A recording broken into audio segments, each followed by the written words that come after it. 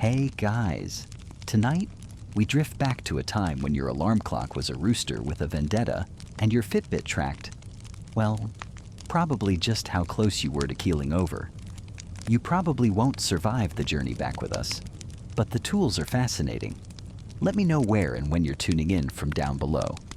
So, before you get comfortable, take a moment to like the video and subscribe, but only if you genuinely enjoy what I do here. Now, dim the lights, maybe turn on a fan for that soft background hum, and let's ease into tonight's journey together. You find yourself standing at the edge of a vast, freshly turned field. The air is cool, carrying the scent of damp earth, a kind of primal perfume that speaks of seasons and sustenance. It's quiet, save for the distant, almost mournful lowing of an unseen cow and the gentle rustle of, well, probably something you'd rather not investigate too closely. We're here tonight, not for the high drama of castles and kings, though they certainly had their moments, but for something far more fundamental, something that truly shaped civilizations, the tools of the trade. Specifically, farming tools. And not just any tools, but those with names that might make you tilt your head. Names that sound like they were either invented by a committee of very tired poets, or perhaps more likely, a group of farmers who'd had one too many flagons of mead after a long, back-breaking day. These aren't the sleek, ergonomically designed gadgets you might find at your local garden center. Oh no. These are implements of sheer will, extensions of human effort in a world where organic farming wasn't a lifestyle choice. It was just farming. And where else would we begin this earthy exploration but with the king of the field, the veritable workhorse of medieval agriculture? The plow, or as it was often known then, the plow. Just imagine it for a moment, resting there at the furrow's end. It's not a single, simple thing, but an assembly of crucial parts, each with a job as vital as the last. It's less a tool and more a medieval transformer. If transformers were made of wood and iron and ran on sheer grit and oxen power, at its heart, you see the long, sturdy This is the backbone, the central spar reaching forward, almost like an outstretched arm, ready to connect to the raw power that will drag it through the reluctant soil. Think of it as the chassis of a very, very old car. If that car's sole purpose was to wrestle with dirt, it had to be strong, usually fashioned from a solid piece of timber, oak, perhaps, or ash, chosen for its resilience. You can almost feel the grain of the wood under your fingertips, smoothed by years of use and the occasional desperate prayer for a straight furrow. This beam wasn't just a piece of wood. It was the connecting point between human intention, animal strength, and the earth's bounty. Everything else, all the clever bits that actually do the dirty work, they all hang off this central piece. It's the unsung hero, really, taking the strain, day in, day out. Then, at the business end, a little further down and angled into the soil, you'd find the plowshare. Now, this is where the magic, or rather the brute force, happens. It's the sharp, pointed wedge that makes the initial, aggressive cut horizontally through the soil, slicing it open like a letter opener through a particularly stubborn envelope. It's the part that really said, "Hasta la vista, baby," to compacted earth, long before Arnold ever did. Early plowshares were often just fire-hardened wood, which, as you can imagine, wore down faster than your patience waiting for dial-up internet. But the real game changer, a mainstream historical fact you can casually drop at your next medieval-themed dinner party, was the increasing use of iron for the plowshare, especially in the heavier wheeled plows that became more common from the 10th century onwards. An iron-tipped or fully iron plowshare could tackle tougher, clay-rich soils that wooden ones would just sulk at, significantly boosting how much land could be cultivated and, by extension, how many mouths could be fed. This wasn't just an improvement. It was a revolution, quiet and slow, but a revolution nonetheless, written in lines of turned earth, working in tandem with the plowshare, usually just ahead of it or slightly to one side, is the coulter. Maybe picture a long sharp knife or a slender iron blade fixed vertically. Its job is to slice downwards into the sod like a pizza cutter, but for soil, making a clean vertical incision before the plowshare comes along to do its horizontal work. This pre-cut helps the plowshare move more smoothly and reduces the force needed to break the ground. It's the unsung assistant, making the star player look even better. And these coulters, much like prized swords, could be items of significant value. Here's a quirky little tidbit for you. These weren't just disposable parts. A well-made coulter, especially if it was good iron, was an investment. There's evidence and anecdotal suggestion that particularly effective or cherished coulters were sometimes passed down through generations within a farming family, a legacy of steel and sweat.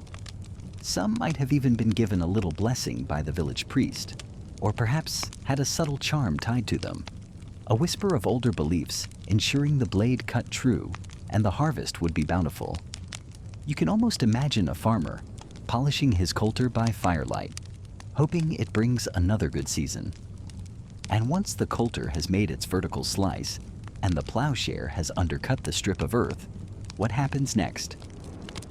That's where the moldboard hinged comes in. This is a curved wooden or, later, metal plate set just behind and above the plowshare. Its crucial task is to lift that freshly cut slice of sod, the furrow slice, and turn it over, inverting it into the adjacent furrow. It sounds simple, but this action is vital. It buries weeds and the stubble from the previous crop, allowing them to decompose and enrich the soil. It aerates the earth, bringing fresh nutrients to the surface and improves drainage. The design of the moldboard was a subject of much, well, let's say, agricultural engineering debate. Even then, though perhaps with fewer PowerPoint presentations, getting that curve just right meant the difference between a neatly turned furrow and a clumpy mess. Indeed, historians still argue whether the widespread adoption of the heavy plow with its effective moldboard, particularly in Northern Europe, was a primary driver of significant population growth and agricultural expansion, or if it was more of a concurrent development, one of many factors intertwined in a complex dance of progress. It's one of those chicken and egg situations, but with more dirt and fewer feathers. Finally, at the other end of this whole contraption, trailing behind, are the handles, or stilts as they were often called. These are what the plowman, or plowwoman, because let's not forget them, gripped onto, wrestling this beast into submission. Two long wooden arms, allowing them to steer the plow, to keep the furrows straight, and to adjust the depth of the cut. You can picture the calloused hands, the aching back. This wasn't a gentle stroll in the park. Guiding a heavy medieval plow, especially with a team of sometimes uncooperative oxen or horses, was an immense physical effort.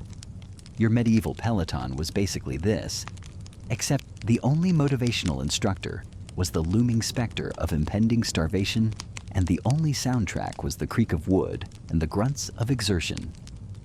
So there it is, the plow, not just a tool, but a symbol of civilization's foundation, a complex machine for its time, each part playing its role in the yearly drama of sowing and reaping.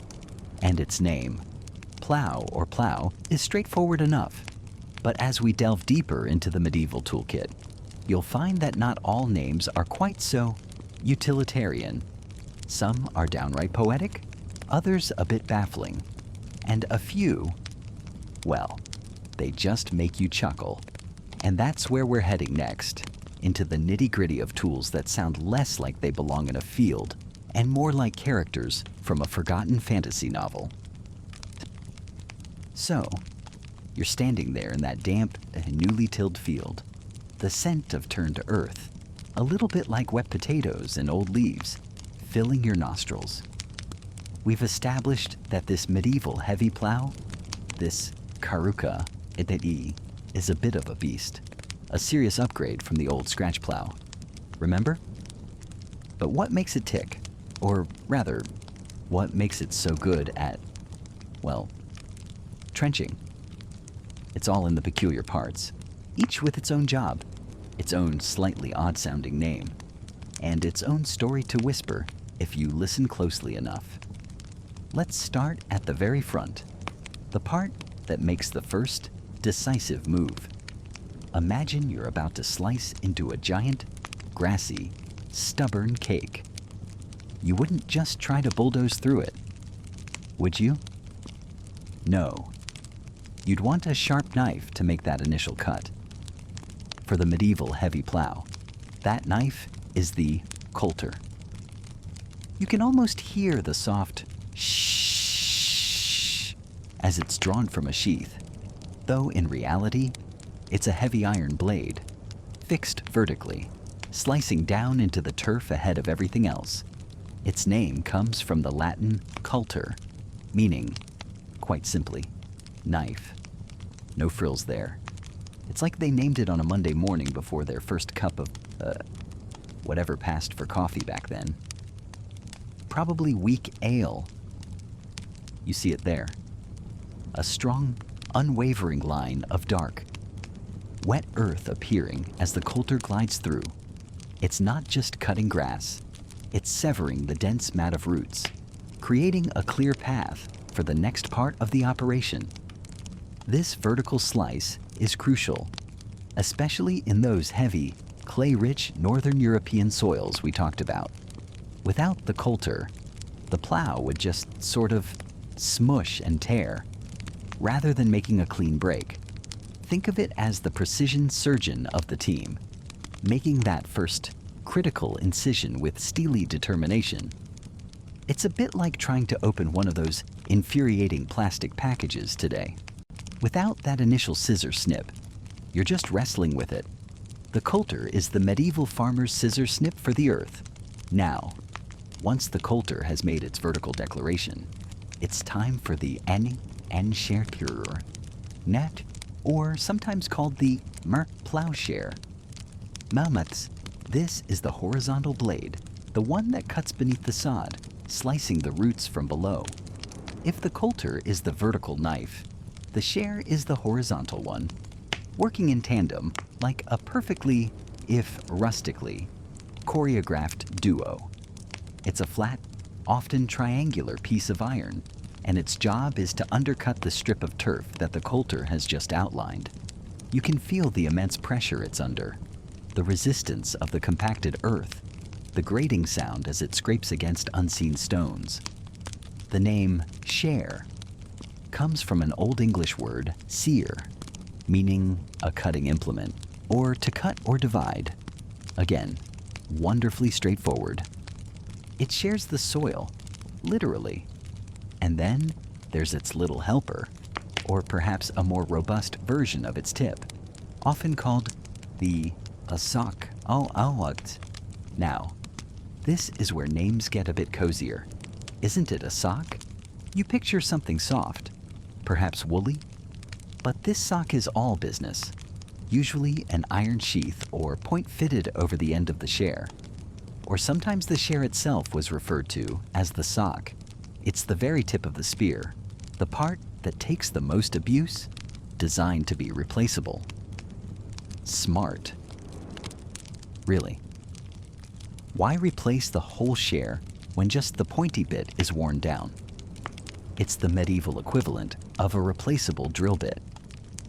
The origin of sock here is a bit more debated. Some think it's because it sheathes the end of the share, like a sock on a foot. It's a bit of a quirky tidbit that these agricultural giants sometimes had parts named with an almost tender familiarity, like parts of the human body or everyday clothing. You might even find references to the foot of the plow, the part that slides along the furrow bottom. Together, The coulter and the share make a long, continuous ribbon of turf, cut free on 3 sides, top, bottom, and 1 vertical edge. But it's still just sitting there, a bit dazed. It needs to be moved, flipped, and that's where the real star of the heavy plow comes in, the moldboard. Ah, the moldboard. This is the game changer. It's a large, curved piece of wood, sometimes plated with iron for durability, and a smoother glide. Its name is wonderfully descriptive mold, referring to earth or soil, and board. Well, being a board. The earth board.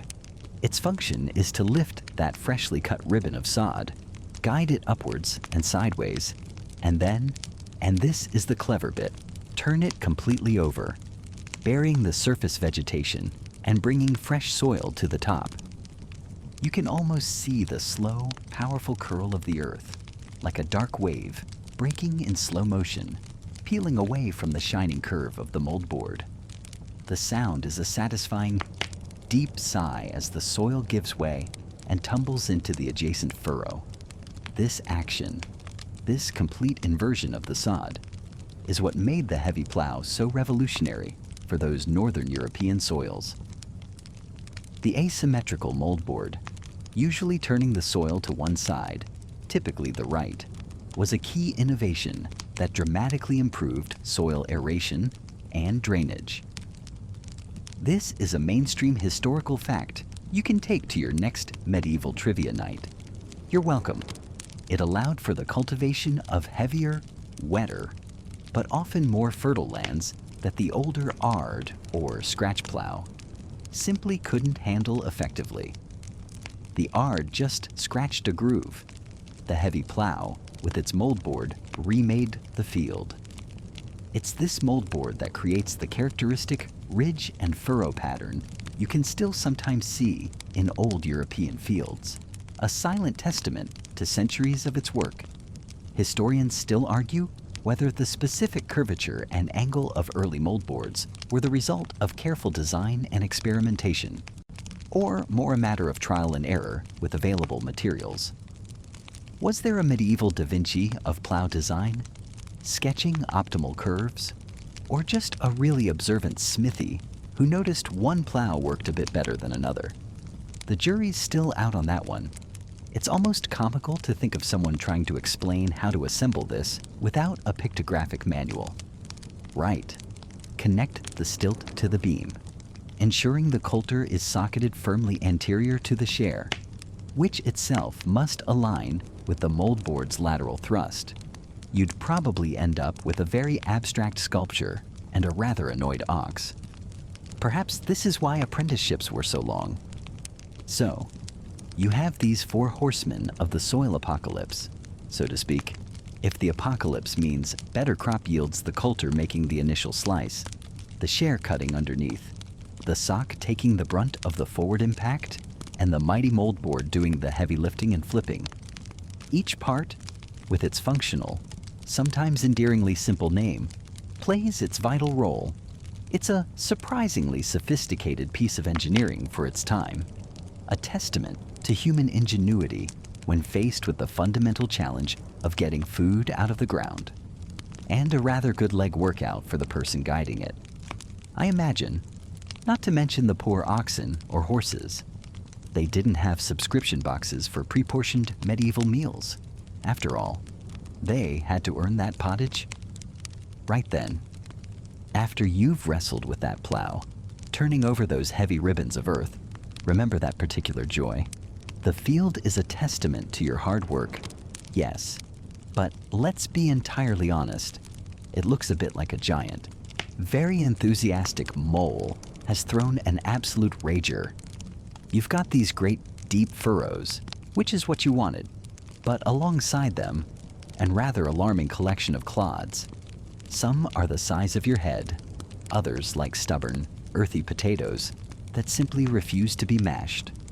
This isn't exactly the welcoming, fluffy bed a delicate little seed dreams of for its grand debut. If you were to just carelessly toss your precious grain into this lumpy chaos, well, you might as well just gift wrap it for the local bird population. Some seeds would be buried so deep they'd suffocate in the dark, forgotten before they even had a chance, while others would be left exposed on the surface, a delightful open-air buffet.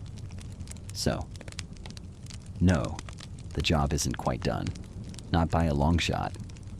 Now, you need to tackle these bumpy bits to transform this rugged, freshly churned landscape into something a little more refined, something truly ready to nurture new life.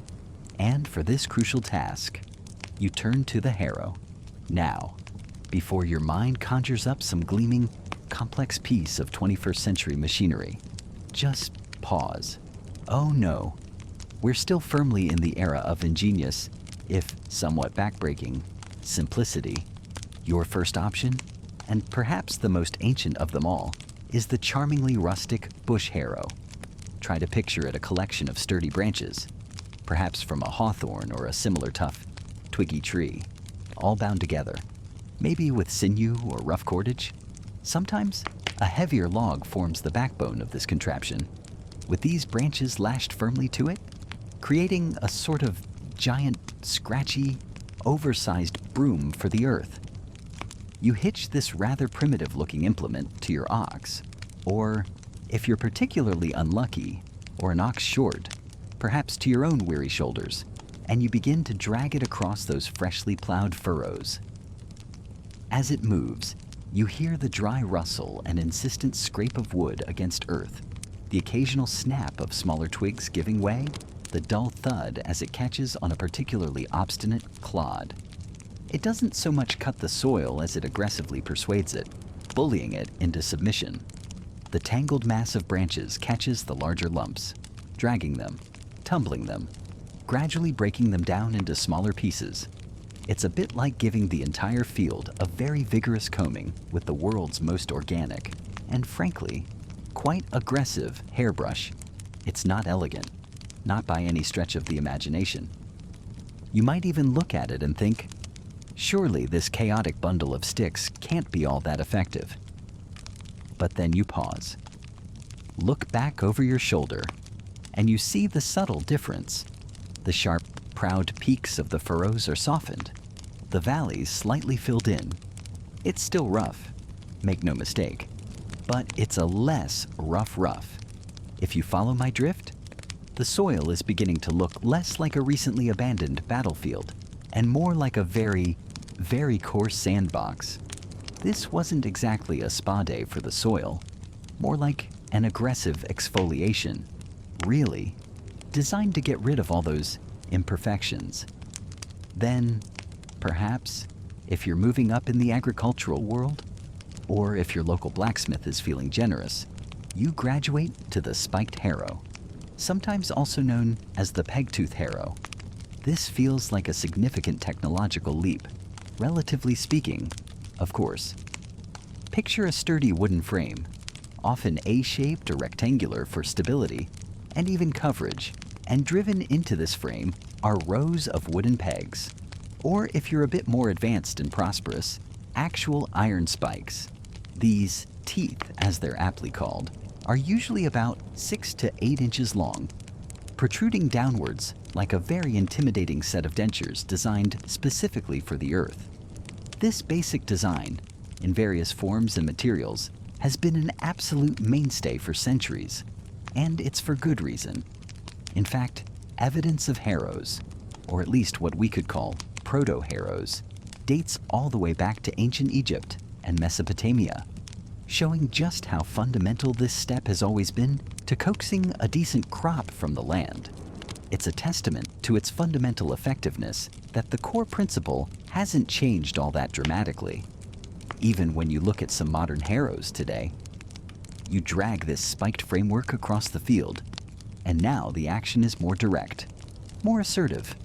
The teeth bite into the soil, actively breaking up those clods the plow so diligently left behind, the ones the bush harrow might have just nudged around a bit. You hear a rhythmic tearing sound, a satisfying, earthy crunch as clods finally succumb to the pressure. it's still incredibly hard work for the animal pulling it, whether it's an ox or a horse, and for you, the farmer, guiding it, trying to ensure an even coverage, not missing any stubborn patches. You walk alongside, feeling the vibrations through the worn leather soles of your boots, smelling that newly disturbed earth, that rich loamy scent that whispers of future growth and potential bounty. The primary aim here is to create what's known in farming circles as ihi-i-fa and tilth. That's the wonderfully descriptive term for soil that's crumbly, well aerated, and relatively level, essentially the perfect 5-star accommodation for a seed to germinate and thrive. If it's too fine, almost powdery, the soil might cap over in heavy rain, forming an impenetrable crust that tiny delicate seedlings can't break through. If it's too coarse, well, like we said, the seeds get lost in the crevices or dry out too quickly. It's a delicate balance, this seedbed preparation, often achieved with these surprisingly simple yet profoundly effective tools. Historians still argue whether the earliest harrows were intentionally designed tools specifically for soil preparation, or if they began more humbly, perhaps as simply the accidental dragging of thorny branches that proved surprisingly useful for covering sown seed, with the soil refinement being a happy and eventually recognized byproduct.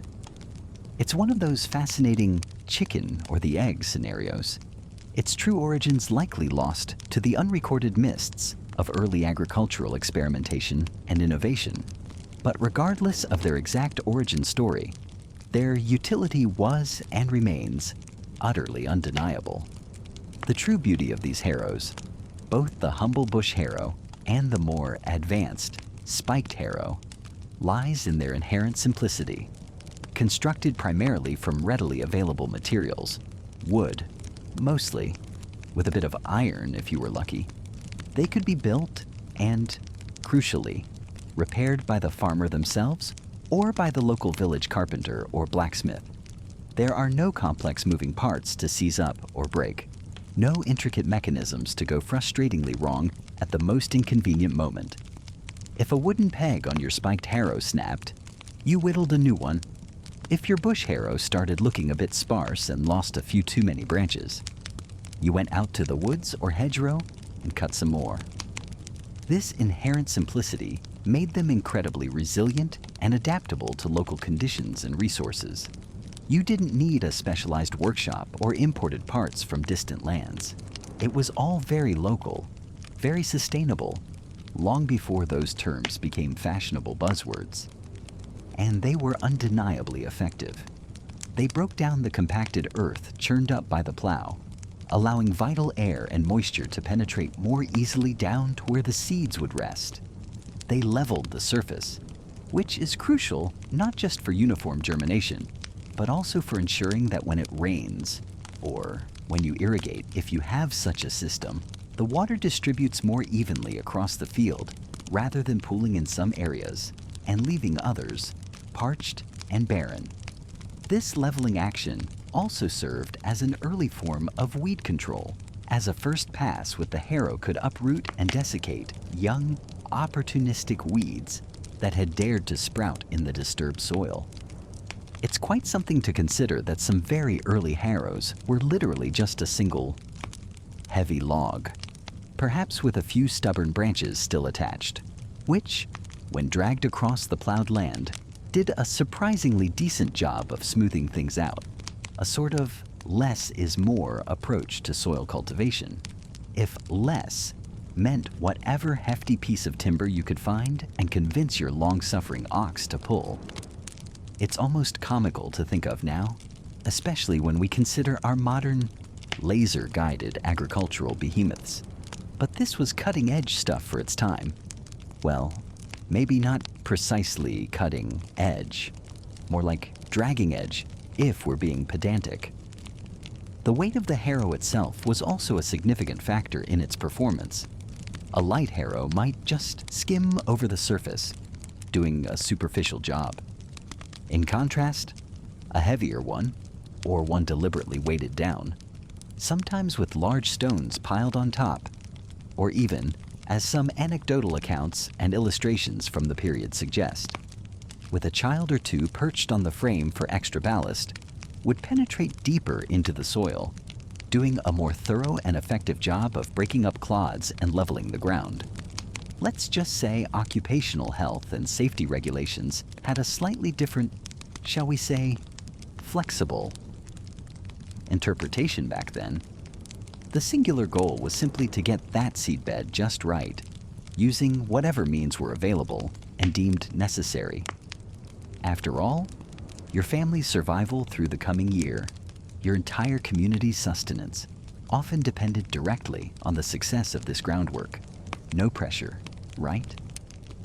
So, as you guide the harrow back and forth, in a slow rhythmic dance with the earth, the clumpy, furrowed chaos slowly, painstakingly, begins to transform. The sharp edges of the plowed land soften, the deep valleys rise slightly, the prominent peaks lower. The soil begins to look more uniform, a darker, richer, more inviting blanket spread across the landscape. It's still not a perfectly smooth carpet, not like a modern, power-harrowed field you might see today. There's still texture, still a hint of the earth's raw, untamed power just beneath the surface. But it's a receptive texture now. It's a field that seems to sigh contentedly and say, "All right, I'm ready. Bring on those seeds." You wipe a bead of sweat from your brow with the back of a calloused hand, feeling the familiar ache settle into your back and legs. But alongside it, a quiet, deep sense of satisfaction. The bumpy bits have been broken. The stage is almost perfectly set. So, after all that rather enthusiastic wrestling with the earth, turning it over, breaking up those stubborn clods we talked about, you find yourself with a beautifully prepared, almost fluffy bed of soil. It's practically begging for something to be planted in it, but you can't just, yeet your precious seeds into the void and hope for the best. Well, you could, and people certainly did. That's broadcast sowing, a sort of agricultural spray and pray, fiend, but for a more considered approach, a more intimate conversation with each potential plant. You need something a little more delicate, a bit more personal. You need to move from the broad strokes of the plow to the finer point of the artist's brush, or in this case, the farmer's, poker. And that brings us to the wonderfully named, almost cartoonishly simple tool, the dibble, or if you're feeling particularly jaunty, the dibber. It sounds like something a garden gnome would carry, doesn't it? Perhaps a cousin to the whatchamacallit, or the thingamajig. But don't let its humble, slightly silly name fool you. The dibble is a quiet revolutionary in the world of sowing, a testament to the idea that sometimes the simplest solutions are the most enduring. You see, the dibble, in its most basic form, is just a pointed stick. Seriously, imagine you're a child and you want to plant a bean. What do? You poke your finger into the soft earth, don't you? That's the primal dibble. You instinctively understand the mechanics. Our ancestors, with their keen observational skills, probably noticed the same thing. "Hey, Grog," one might have said to another, whilst idly poking at the dirt after a heavy meal of, whatever Grog ate. This poking thing, it makes a good hole for seeds. And Grog, mid-burp, would have grunted in agreement. Thus, innovation. Historians still argue whether the earliest dibbles were simply found sticks of opportunity or intentionally shaped tools, but the principle remains pure genius in its simplicity. Now, you can picture it, can't you? You're kneeling on the cool, damp earth, the scent of overturned soil still hanging in the air. You pick up a smooth, worn piece of wood, perhaps ash or hazel, tapered to a gentle point. It fits comfortably in your hand, This isn't about brute force, like the heavy plow. This is about precision. You press the tip into the soil. Shh. A soft, satisfying sound as it displaces the earth, creating a perfect little pocket. Not too deep, not too shallow. Just right. Like Goldilocks, but for germination. Of course, human ingenuity rarely leaves well enough alone, even with something as perfect as a pointy stick. So, you start to see variations. The basic stick dibble is great, but after a few hundred holes, your palm might start to complain. So, someone clever adds a small cross handle at the top, like a miniature T. Now you can apply more even pressure, more comfortably, for longer. You see these T-handled dibbles, and they feel a bit more official, a bit more tool-like. Then, perhaps for planting rows of onions or leeks, which appreciate a bit of personal space, you find L-shaped dibbles. The short arm of the L acts as a depth gauge or helps to push soil aside. You can almost feel the satisfying rhythm: poke, twist slightly, lift, poke, twist, lift. It's a meditative act, connecting you directly to the potential of each seed. And then, because efficiency is always lurking, even in the most pastoral of settings, you get the multi-dibblers. Imagine a rake, but instead of tines for pulling, it has several wooden pegs, perfectly spaced. You press this contraption into your prepared seedbed, and voila! A whole row of evenly spaced holes, ready for their occupants. It's like a tiny, manual version of a modern seed planter. These were particularly handy for market gardeners, needing to get a lot of seedlings in quickly and uniformly. It's a quirky little tidbit that some of these multi-dibblers were crafted with almost artistic precision. The spacing of the pegs often customized to the exact crop being planted, a bespoke tool for a specific task. Some even had small cups or hoppers attached to drop seeds, though that's verging on a seed drill, which is another story for another sleepy evening. The materials used for dibbles also evolved, though wood remained a firm favorite for its warmth and workability. You might find some made of bone, particularly in earlier periods, its natural pointiness being a distinct advantage. Later, as metalworking became more common, you'd see iron-tipped dibbles, or even solid iron ones. These, of course, were more durable, less prone to snapping if you hit a rogue stone. Can you imagine the frustration? You're in your zone, poking away, and snap. Your trusty dibble is now two less trusty diblets. The iron ones solved that, though they'd feel colder in the hand on a crisp spring morning. So, how exactly are you using this marvel of poking technology for seeds? It's beautifully straightforward. You create your little divot, the perfect depth for whatever you're planting. Tiny carrot seeds barely need a dimple, while a big bean might want a deeper tuck-in. Then, you carefully drop in one or two seeds.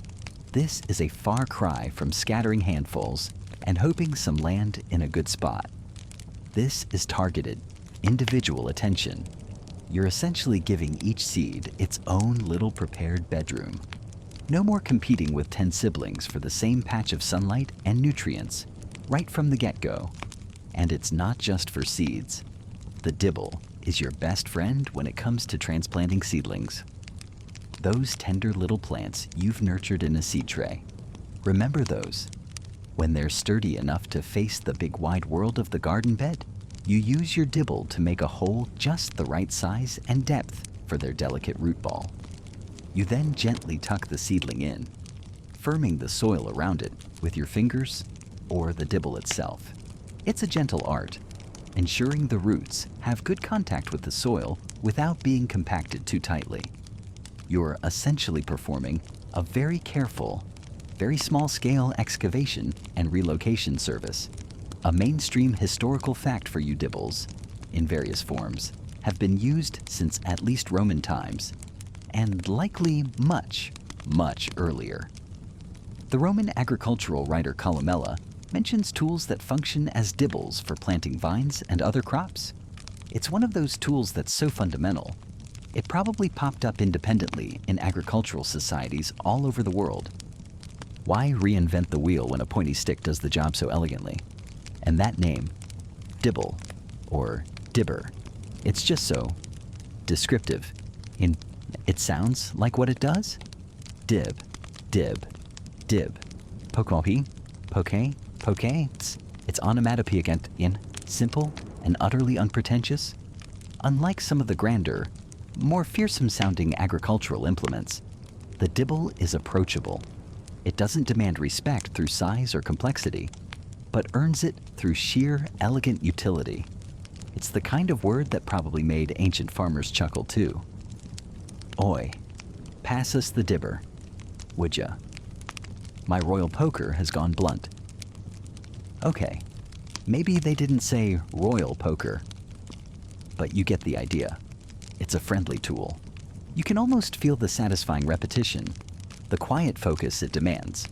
Your back might ache a little from kneeling or bending, but there's a profound sense of accomplishment as you look back at the neat rows of tiny, perfectly spaced holes, each one a promise of future growth. It's a slow process, yes, compared to modern machinery, but it's a mindful one. You're not just planning, you're engaging with the soil, with the life cycle, one small poke at a time. It's the kind of task that lets your mind wander, to ponder the mysteries of the universe, or perhaps just what you'll have for dinner. And as the sun begins to dip, casting long shadows across your newly dibbled rows, there's a quiet contentment in this simple, ancient act. The dibble small, unassuming, but utterly essential in the grand tapestry of feeding ourselves. It truly is the little poker that could. And so, with those tiny seeds, those little promises of future sustenance, all tucked into the earth, just like we talked about, you might think the hard part is over. You might imagine yourself reclining, perhaps fanning yourself with a large leaf, waiting for the bounty to magically appear. Oh, you sweet summer child. Because now, my friend, now begins the real, the unending, the almost spiritual battle. I'm talking, of course, about whacking the weeds away. It's the agricultural equivalent of trying to keep your kitchen counter clean when you have toddlers, or cats, or just entropy. You see, nature, in its infinite and occasionally infuriating wisdom, abhors a vacuum, especially a nicely prepared, fertile seedbed. Those neat little rows you so carefully established, they're prime real estate for every opportunistic bit of green that isn't what you actually want to grow. So, you arm yourself, not with swords and shields, though some days it feels like it might come to that, but with tools. Tools designed for this very specific, very persistent task of botanical triage. Let's start with the star of the show, the undisputed champion of weed warfare. At least in terms of historical significance, the hoe. It's such a simple name for such a versatile and ancient implement. The hoe, in its myriad forms, has been with us practically since we decided that chasing mammoths was getting a bit old and settling down to grow things was the new hotness. We're talking ancient Egypt, Mesopotamia. They all had their versions. In fact, the hoe is one of the oldest agricultural tools known, with evidence of its use dating back thousands of years, long before your fancy rototillers or, heaven forbid, chemical weed killers. It was a revolutionary piece of kit back then, and honestly, it still holds its own. Now, when you picture a hoe, you might imagine that classic garden hoe, the one with a flat blade set at roughly a right angle to a long handle. That's your basic draw hoe? You stand, you place it just beyond the offending weed, and you draw it towards yourself. The blade bites into the soil, ideally slicing the weed at its roots. or at least unceremoniously yanking it from its earthly abode. There's a certain satisfying shh sound as it moves through the soil, a little whisper of disruption. You can almost feel the relief of the nearby crop plants as their unwelcome or nutrient-stealing neighbor is evicted. You use this to chop, to mound soil around your precious crops. Remember how we talked about hilling up potatoes? The draw hoe is your friend there. But oh, the world of hoes is so much richer, so much more wonderfully specific than just that. It's like a specialized toolkit for the truly dedicated, or perhaps slightly obsessive cultivator. You've got your scuffle hose, sometimes called Dutch hose or push hose. These are designed to be pushed and pulled just beneath the surface of the soil. The blade is often sharp on both edges, and it skims along, slicing off young weeds before they even know what hit them. It's a bit more surgical, a bit less brute force. You glide it back and forth, almost like you're sweeping, and the little weedlings just sort of give up the ghost. It's very effective in looser, drier soils, creating a fine dust mulch that can also help discourage new weed seeds from germinating. A double win, if you can manage it without accidentally slicing your prize-winning zucchini seedling in half. No pressure. Then there's the wonderfully named stirrup hoe, or oscillating hoe, or sometimes even a hula hoe because, well, it kinda wiggles. Imagine a metal stirrup, sharpened on both the top and bottom edges. Attached to the handle with a pivot, as you push it forward, it cuts. As you pull it back, it cuts again. It's efficient. It's quite good at getting slightly tougher weeds, and it's surprisingly ergonomic if you get into a good rhythm. You can feel the blade biting, then releasing, a gentle rocking motion through your arms and shoulders. It's almost hypnotic. If you ignore the burning sun and the aching back, that is. And for more delicate work, or for making those perfect little furrows for planting tiny seeds like we discussed for carrots. Remember, you might reach for a Warren hoe.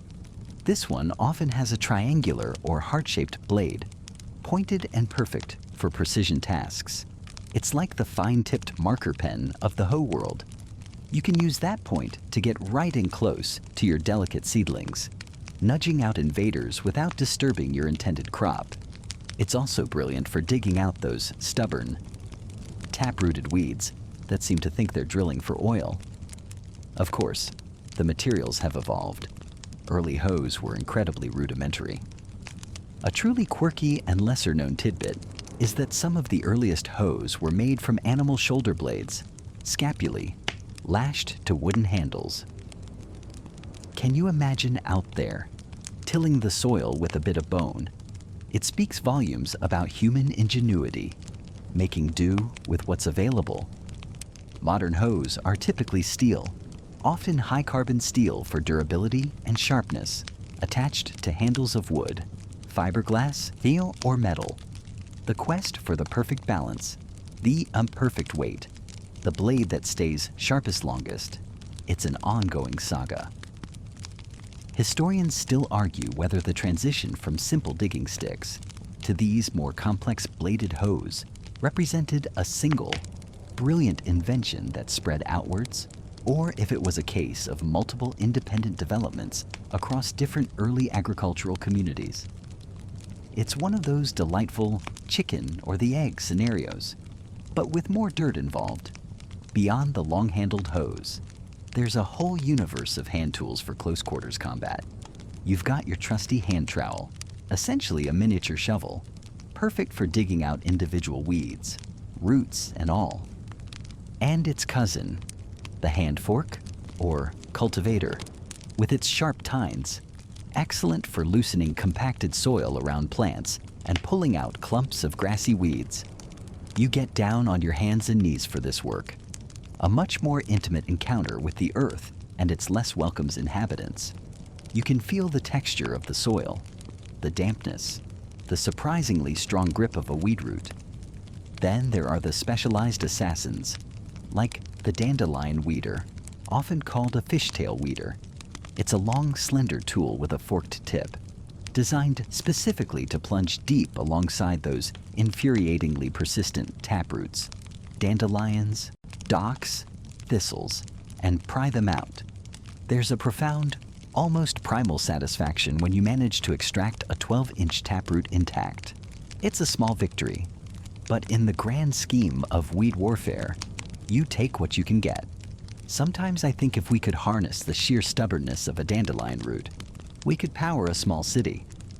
Probably not, but it feels that strong. And let's not forget the original tools, your own two hands, for the most delicate weeding, right up against the tender stems of new seedlings. Sometimes there's no substitute for careful finger and thumb work. It's slow, it's painstaking, but it's also remarkably precise. You learn the feel of a weedling, how it gives way compared to the crop you're trying to nurture. You become attuned to the subtle differences in texture and color. The whole point of this energetic, sometimes backbreaking, dance with hoes and hand tools is to maintain those crop rows, to keep them clear, to give your chosen plants the best possible chance. Weeds compete for everything: sunlight, water, nutrients in the soil. If left unchecked, they can quickly overwhelm a young crop, stunting its growth or even choking it out entirely. So, you whack, you scrape, you pull, you patrol your rows like a diligent sentinel, ever watchful for the first sign of an interloper. It's a constant process, especially in the early stages of growth. You might clear a patch one day, feeling triumphant, only to return a few days later to find a fresh new batch of green invaders mockingly waving their leaves at you. Ah, the joys of cultivation. It really makes you appreciate that perfectly uniform produce you see in the supermarket, doesn't it? Even if you know, deep down, that a little bit of wildness, a few beneficial weeds, can sometimes be a good thing for the ecosystem of your plot. But that's a story for another sleepy evening. For now, the focus is on a clean field, happy crops, and the satisfying ache in your muscles that tells you you've done a good day's work. So, after all that patient waiting, watching the green shoots mature under the sun's gaze, you find yourself at the edge of the field, the air thick with the scent of ripeness, heavy with the promise of sustenance. The time for gathering is upon you, and the tools for this grand finale are a little more decisive, shall we say, than those we've met so far, requiring a keen edge and a knowing hand. Your hand reaches for something ancient, a tool so fundamental it feels almost like an extension of your own arm, perfectly weighted. This is the sickle. You see its familiar crescent moon shape, a gleaming curve of steel, or perhaps older, patinated bronze, designed for one beautiful repetitive motion. The handle, often simple wood, worn smooth by countless hands and the passage of time, fits snugly into your palm. You can almost feel the phantom calluses of those who came before, a silent testament to generations of harvest. Remember how we talked about early humans making do with what they had? Those ingenious adaptations. Well, the first sickles weren't even metal. You'd find them fashioned from sharpened animal jawbones, or more commonly, flint microblades, sharp little teeth, embedded in a wooden or bone haft using bitumen or resin. This is a true mainstream historical fact, dating way back to the Mesolithic period, long before anyone was tweeting about their W harvest haul or complaining about gluten. Its main job, its whole reason for being, is to gather in the grains, wheat, barley, rye, oats, the very staff of life that has fueled civilizations.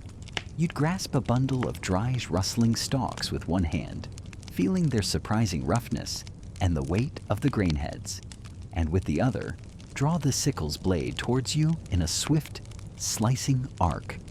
Swish-thunk, a satisfying definitive sound, isn't it? The original ASMR Perhaps if you ignore the inevitable ache in your lower back from the constant stooping and the prickle of chaff that somehow finds its way down your neck. Sometimes called a reaping hook or a bagging hook depending on local traditions or the slight curve of its temper. It's the dedicated specialist of the grain harvest. Some blades were smooth, honed to a razor's keenness that you'd test carefully with your thumb. Others finely serrated, like a bread knife for the fields. Each designed to make that cut just a little bit cleaner, a little bit easier on those precious stems, minimizing the loss of valuable grain. Using it well required a certain knack, a learned rhythm to avoid shattering the grain heads or tiring yourself out too quickly. It's an intimate dance with the crop, up close and personal, each handful a small victory. But then, you need to clear a whole meadow, the tall grasses waving like a green sea under a hazy summer sky, not just carefully selected stalks of grain, or perhaps the scale of your grain operation has significantly expanded, and bending over all day with a sickle suddenly seems like a recipe for a very grumpy farmer. For that, you turn to the sickle's bigger, more dramatic, and undeniably more imposing cousin, the scythe.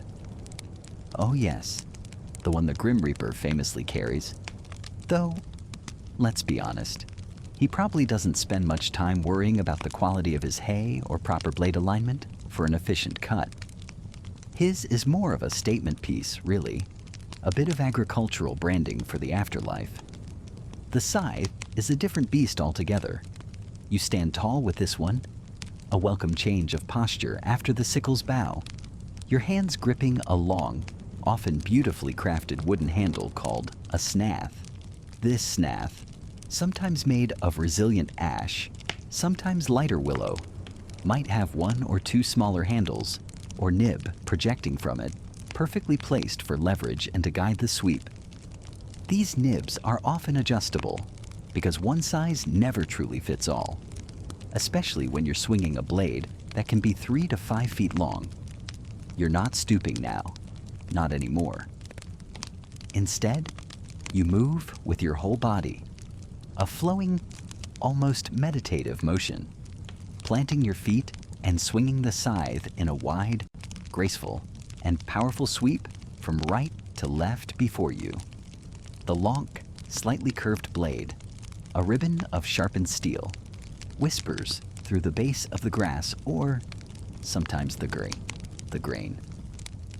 Swoosh. A sound that speaks of summer meadows and impending winter stores, a sound that has echoed across fields for centuries. It's a broader stroke designed for clearing large areas efficiently, laying the cut material down in neat windrows to your left, ready for gathering, while the sickle is a precision instrument for reaping, involving careful selection and a focused cut. The scythe is your broad brush for mowing. Grain can certainly be harvested with a scythe, often one fitted with a cradle, a clever contraption of long wooden fingers or wires that runs parallel to the blade. This cradle catches the cut stalks neatly as they fall and allows the worker to deposit them in an orderly sheaf, preventing shattering and making gathering much easier. But its heart, its true calling, truly belongs to the vast expanses of meadow grasses, destined to become hay for the winter, or for clearing unruly vegetation that threatens to reclaim cultivated land. There's a real art to scything. It's not just brute force. It's about finding the rhythm, letting the weight and sharpness of the blade do the work, keeping it impeccably sharp, and moving with an efficiency that almost looks effortless from a distance, though it most certainly is not. The scythe, as you might guess from its more complex form and greater material demands, came along a bit later than the sickle. As agriculture scaled up and labor needed to be more productive, so did the tools.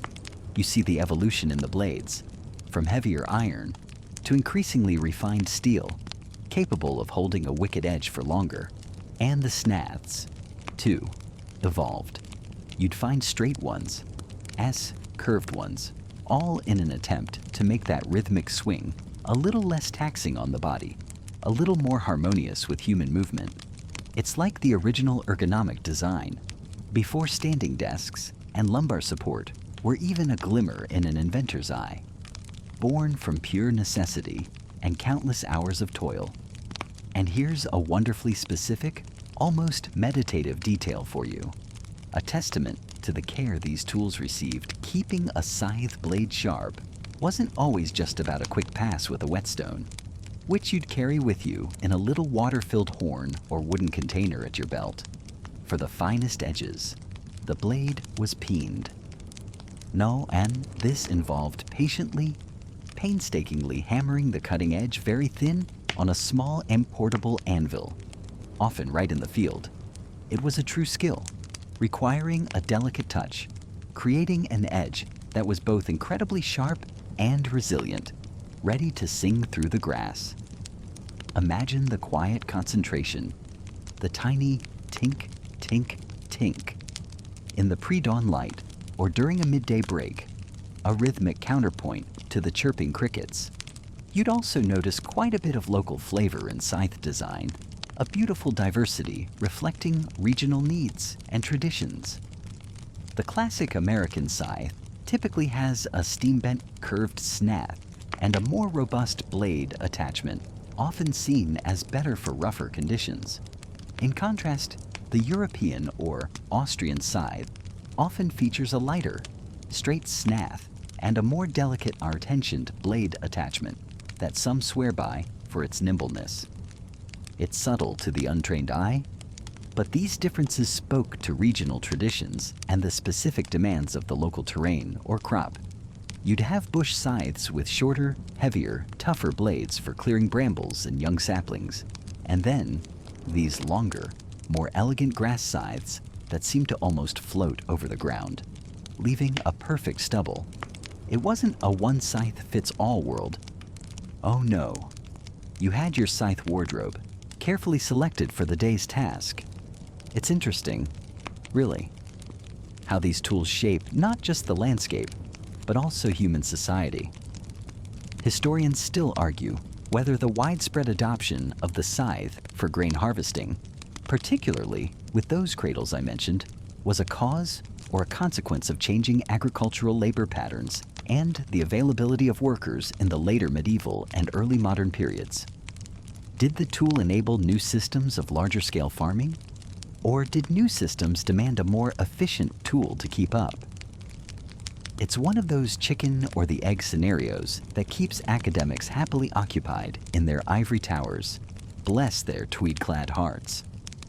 So, you have these two titans of the harvest, the intimate, precise sickle, demanding a close relationship with each handful of grain, and the sweeping, powerful scythe, commanding the field with its broader reach, each a masterpiece of functional design, honed over centuries not by engineers in labs, but by the hands that wielded them, by the sweat and wisdom of generations.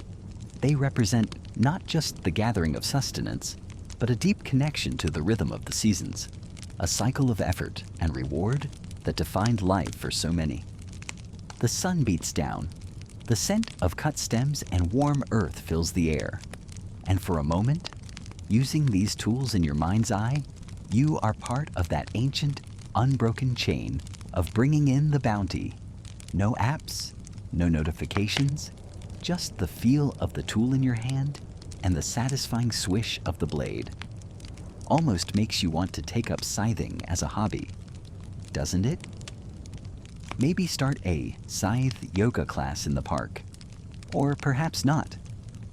Let's just appreciate the elegant sharpness and historical weight from a safe, comfortable distance. Right, so you've got your fundamental tools, the ones we touched upon, that basic sickle or scythe, your entry-level grain getters, but much like your favorite coffee order, probably isn't just coffee black. The world of reaping implements wasn't quite so simple. You see, as you journey across different lands, or even just hop over a few particularly stubborn hedgerows, the tools begin to morph, to adapt, almost as if they've evolved to perfectly suit their own little patch of earth. you might find sickles with blades that curve just a little more sharply in one region, perfect for hooking into dense, stubbornly upright stalks of, say, spelt. Travel elsewhere, and the blade might be longer, perhaps a tad straighter, better for a sweeping cut through lighter, airier oats. Some sickles, particularly the older ones, boasted serrated edges, like a tiny bread knife ready for a field-sized loaf. These little teeth would grip the dry, sometimes wiry stems, sawing through them with a determined, scratchy whisper. Others preferred a smooth, razor-sharp edge, honed meticulously each morning, relying on a swift, clean slice. The handles, too, would vary. Some short and stubby for close work, others a little longer, offering a bit more leverage, perhaps shaped from local ash, or beech, or whatever wood felt right and resilient in the hand, polished to a dull sheen by generations of sweat and toil. And the mighty scythe, that iconic symbol of harvest, and, well, other less cheerful appointments, though death was always so theatrical with his, wasn't he? It also saw its share of regional personality.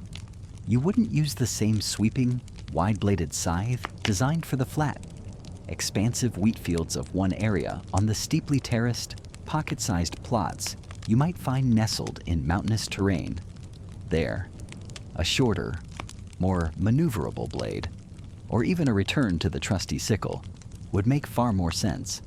You'd need the agility of a mountain goat, not the broad strokes of an epic poem.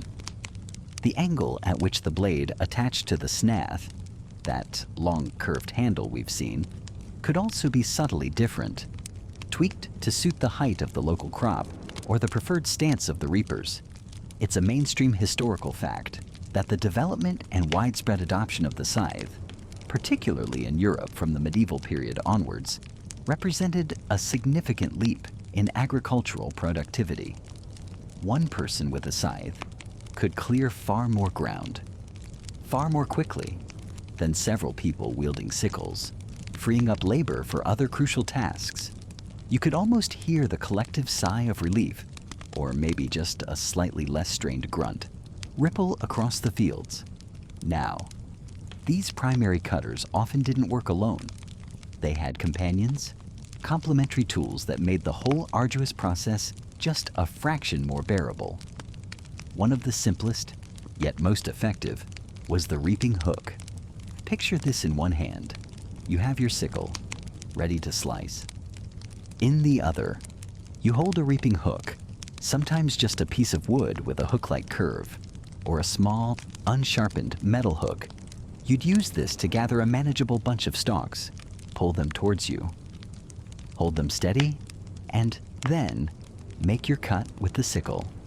It's the difference between trying to give a haircut to a very wiggly child and having someone gently hold their head still. Far less drama, much neater results. It helped prevent the precious grain heads from shattering and scattering their contents. A disaster when every single kernel counted towards winter survival. Then, for the scythe, came a rather ingenious invention. The cradle. No, not the sort you'd gently rock.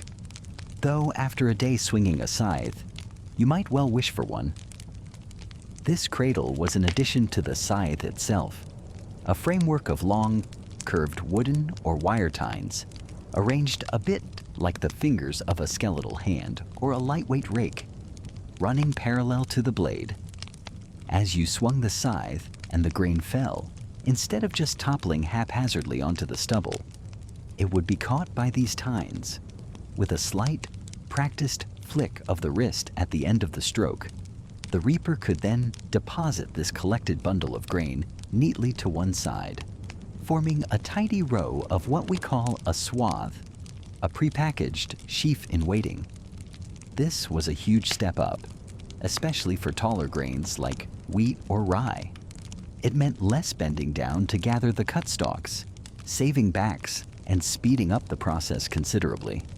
It turned the scythe from a simple cutter into a cutter and gatherer, a true multitasking marvel of its time. A quirky little tidbit for you in some parts of the world, particularly across Eastern Europe. These scythe snaths weren't just utilitarian pieces of wood. They were often lovingly carved, sometimes painted with bright folk art designs, or even bore incised symbols for luck or a bountiful harvest. A well-made scythe, especially one with a beautifully decorated snath, could be a source of great pride, passed down from father to son, or mother to daughter, carrying the stories of harvests past within its very grain. It reminds you that these weren't just tools. They were extensions of the people who used them, imbued with a certain character. So, you have all these variations, these helpful add-ons, but how did it all come together in the field? The techniques were as varied as the tools themselves. Reaping with a sickle, as we've hinted, was often a more stooped, intimate affair. You're down amongst the stalks, selecting your handfuls, making those short, sharp cuts. You might work your way along a row, leaving small piles or tying them into rough bundles as you go. Scything, on the other hand, was a performance of rhythm and endurance. You stand, feet comfortably apart, and the motion comes from your whole body. A smooth, powerful swing from the hips and core, keeping the blade almost flat to the ground to cut the stalks low. It's a continuous, flowing movement, almost like a very slow, very repetitive, and, let's be honest, potentially very sweaty, meditative dance. The aim was to lay the cut grain down in that neat swath we mentioned, especially if you had a cradle, making it easy for those following behind to gather and bind. And the sound. Oh, the sound on a still morning. Just that soft, rhythmic shh, shh, shh, shh of the blade through the stems, a hypnotic whisper across the land. Often, reaping was a team effort. You'd see lines of reapers moving across a field in staggered formation, like a very determined, organic combine harvester. The strongest or most skilled might lead, setting the pace.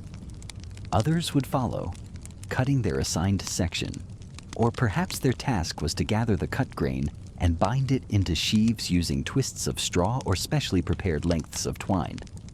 There was a camaraderie to it, a shared purpose under the sun, even amidst the backbreaking labor. Remember how much effort went into just preparing the soil. Harvesting was the culmination, the payday, and doing it efficiently was paramount. Historians still argue whether the widespread adoption of tools like the cradle scythe significantly altered social structures within farming communities by, for instance, reducing the overall demand for seasonal harvest labor, or if its main effect was to allow existing family or community labor units to cultivate and successfully harvest larger areas of land. It's one of those fascinating ripples in the pond of agricultural history. Every movement was considered, every technique honed over centuries to minimize waste. Dropped heads of grain meant lost food, lost income. So, the way you swung the scythe, the way you laid down the cut stalks, the care with which you gathered them, it all mattered. It's a far cry from our modern, mechanized world, but in its own way, incredibly sophisticated. It's like comparing the intricate art of calligraphy with a modern word processor. Both achieve an end, but the older method, well, it has a certain hands-on, hard-won grace, doesn't it? It certainly made tools like the cradle scythe feel like a monumental leap forward, a bit like going from painstakingly chiseling stone tablets to having a, well, slightly less dusty scroll. Every little improvement counted when your whole year's sustenance depended on it. And as you move on from those fields, now heavy with the scent of cut stalks, you find yourself drawn towards a rhythmic, almost hypnotic, thudding. It's a sound that travels from the heart of the barn, a sound that speaks of transformation, of a rather forceful persuasion. You're approaching the next stage, where all that carefully harvested grain, remember how it gleamed in the sun, now faces its reckoning. Welcome, my friend, to the threshing floor, the domain of Section 8 beating grain into submission. You step into the dimmer light of a large barn, the air thick with floating dust motes dancing in the occasional sunbeam that slices through a crack in the wooden walls. The source of the thudding becomes clear. Before you is the flail, the primary instrument of this arduous task. It looks deceptively simple, almost like a giant, slightly uncooperative nunchaku. You see one resting against a pile of unthreshed sheaves, and you reach out, your fingers tracing its form. The flail consists of two main parts, joined by a clever, flexible connection. First, there's the handle, often called the handstaff or helve. You feel its length, usually around 5 or 6 feet, crafted from a sturdy yet relatively light wood like ash or hazel. It's worn smooth from countless hours of use, polished by sweaty palms, and you can almost feel the phantom grip of the farmer who last wielded it. It needs to be long enough to provide leverage, yet manageable enough not to feel like you're wrestling an overly enthusiastic python. Then, connected to the business end of this handle is the swingle, or beater. This part is shorter, perhaps 2 to 3 feet long, but noticeably heavier. It's a solid piece of hardwood, often oak or beech, sometimes cylindrical, sometimes slightly flattened, designed to deliver the impact. You can see how its weight, when swung correctly, would do the job of knocking the precious grains from their husks. It's the hammer to the grain's unwilling anvil, and the bit that joins them. That's where the medieval ingenuity really shines, in a low-tech, highly effective way. Often, it's a cap of wood or a sturdy leather thong, sometimes even eelskin, prized for its toughness and flexibility, forming a swivel or a loose hinge. This joint, the swipple, is crucial. It allows the swingle to rotate freely, to arc through the air and land flatly, maximizing the force on the grain heads without transferring too much jarring shock back to your arms, or, ideally, without the swingle detaching and attempting an unscheduled flight across the barn. It's all in the wrist, and the carefully greased leather. You watch as a figure, perhaps it's you, stepping into this timeless role, takes up a flail. The sheaves of grain, like those we saw being bundled earlier, are laid out in a neat layer on the threshing floor. This floor isn't just any patch of ground. It's usually a specially prepared surface, often made of hard-packed earth, smooth wooden planks, or even stone, kept meticulously clean. You understand why you don't want to lose any precious grain in the dirt, nor do you want to contaminate your flour to be with grit and grime. Now, you observe the motion. You lift the flail, the handle feeling solid in your grasp. It's not about brute, uncontrolled force. There's a rhythm, a practiced swing. You bring the handle up, letting the swingle trail behind, then arc it over your shoulder or head in a smooth, circular motion. The key is to bring the swingle down with controlled power, so it lands flatly and decisively on the ears of grain. Too steep an angle, and you might just bruise the straw. Too soft, and the grain remains stubbornly attached. It's a delicate dance between agricultural productivity and a rather painful self-administered concussion if you misjudge the swing. Rookies probably provided a fair bit of unintentional slapstick. The sound is distinctive, a sharp thwack as the swingle connects, followed by the rustle of straw and the faint patter of dislodged kernels. If there were others working, and there often were, especially on larger farms, the sounds would become a coordinated beat, a percussive symphony of labor. Thwack, thwack, thwack. Each blow is a tiny victory against the husk. After a period of threshing one side, you'd use a wooden rake or fork to turn the layer of straw, exposing the other side of the grain heads to the flail's relentless attention and the sheer labor involved. Oh, it's something else. You feel the strain begin in your shoulders, a dull ache that quickly spreads to your back and arms. This isn't a task for the faint of heart or the weak of constitution. Think of it as the original CrossFit. Only the WOD, workout of the day, is just more grain every day until it's done. Or you are.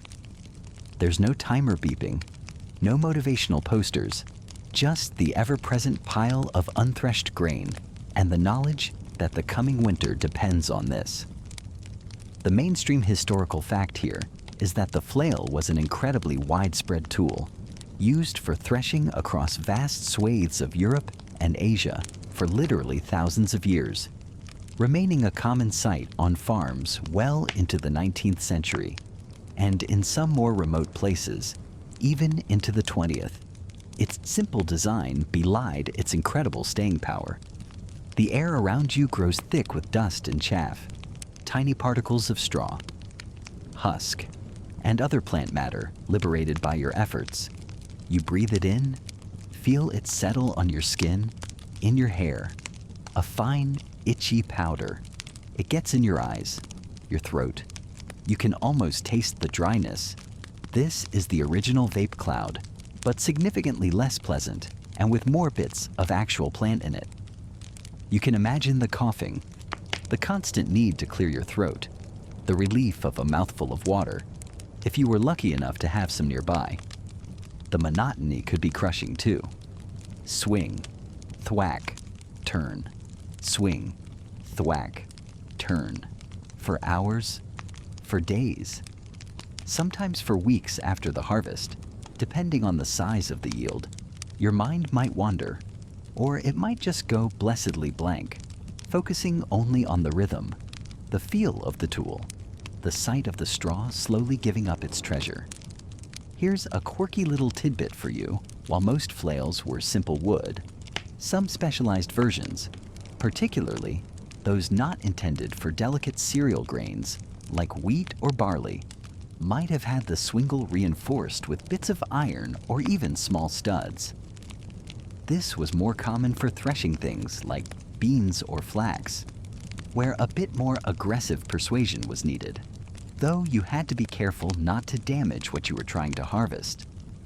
And, as with so many aspects of past lives, historians still argue whether the transition from more primitive methods like simply beating grain with a stick or treading it with animals to the invention and adoption of the hinged flail represented a singular inventive leap in one region that then spread, or if it was a more gradual, convergent evolution, with similar tools developing independently in different agricultural societies facing the same fundamental challenge. It's one of those chicken or the egg, but with more backache kind of debates. You pause for a moment, leaning on the flail, feeling the slight tremor in your arms. The pile of threshed straw is growing beside you, and a precious scattering of golden kernels is becoming visible on the floor, ready to be gathered. It's a brutal, exhausting process, this beating of grain into submission, but absolutely essential. Without it, there's no flour, no bread, no sustenance. Just a field of beautiful but ultimately inedible plants. You take a deep, dusty breath and prepare to lift the flail once more. The rhythm calls. All right, so after all that, shall we say enthusiastic? Work on the threshing floor, where you've separated the grain from the stalk. Remember that rather untidy heap of potential bread and a whole lot of unwanted plant bits. You're now standing before a mixture of golden kernels, your future sustenance, and a fluffy, lightweight cloud of chaff, husks, and maybe even a few stray bits of straw that managed to escape the earlier festivities. It's a bit like getting a cereal box that's half cereal and half, well, dust bunnies. Not ideal. Your task now is to persuade these two very different components to part ways, amicably if possible. And for this, you turn to one of the oldest, most readily available, and sometimes most frustratingly fickle of partners the wind. You feel that gentle breeze picking up, don't you? That's your cue. This isn't about brute force anymore. This is a dance, a collaboration. Letting the wind work for you is an art form, honed over countless generations. You're looking for that sweet spot, a wind that's strong enough to carry away the light chaff, but not so boisterous that it decides to take your precious grain on an unscheduled aerial tour of the entire village. Finding a good winnowing spot is key, often a slightly elevated piece of ground, or a specially prepared threshing floor designed to catch the prevailing breezes. Let's start with the most basic of tools, perhaps one you just intuitively grab. A simple wooden shovel, or maybe a wider, flatter version, sometimes called a winnowing shovel or fork. You scoop up a portion of the threshed mixture, not too much. You're not trying to impress anyone with your lifting prowess here. Then, with a smooth, practiced motion, you toss it gently upwards, just a little, into the path of the breeze. You watch, mesmerized, as the wind does its magic. The heavier grains, bless their dense little hearts, fall more or less straight back down, hopefully onto a clean cloth or mat you've laid out. But the chaff, the husks, all that lightweight botanical fluff, it's caught by the wind, like tiny, unglamorous kites, and carried away, drifting off to settle somewhere else. Anywhere but in your grain pile. Really. You repeat this. Scoop and toss. Scoop and toss. It's rhythmic, almost meditative. Isn't it? Though after the first hour. Meditative Yan might start to feel a lot like my arms are about to fall off. Of course, this method with a simple shovel relies heavily on that cooperative wind. If it dies down, you're just tossing stuff up and watching it all fall back down together. A bit like trying to separate salt and pepper by throwing them in the air and hoping for the best. Good luck with that. So, you might reach for something a bit more specialized, like a winnowing basket or a winnowing tray. These are often beautifully made, wide, shallow, and typically woven from pliable materials like reeds or split bamboo. The weave itself can be part of the design, sometimes slightly open to let the smallest dust particles fall through. You hold the basket with both hands, filled with your grain chaff mix. Now, the technique is a little different. It's less of a straight toss upwards, and more of a skillful flick, a sort of wave-like motion that propels the contents into the air in a controlled arc. As the mixture hangs suspended for a moment, the wind again does its separating act. The shape of the basket helps direct the falling grain back into it, or onto the mat, while the chaff sails away. It takes practice, a real feel for the balance of the basket and the mood of the wind. You're essentially coaxing the chaff to leave, whispering sweet nothings to the breeze. Go on, little chaff. You're free now. Go bother someone else's harvest. It's a dusty job, by the way. You'll find chaff in your hair, up your nose, in your ears. It's like nature's glitter cannon, only way less glamorous and much, much itchier. You learn pretty quickly to stand with your back or side to the wind, if possible, to avoid getting a face full of agricultural confetti with every toss. Then you have sieves, or riddles, as they're sometimes called. These are frames, often circular, with a mesh bottom. The mesh could be made of woven plant fibers, perforated animal hide, or laterster wire. Sieves are often used as a secondary cleaning step, or when the wind is being particularly unhelpful.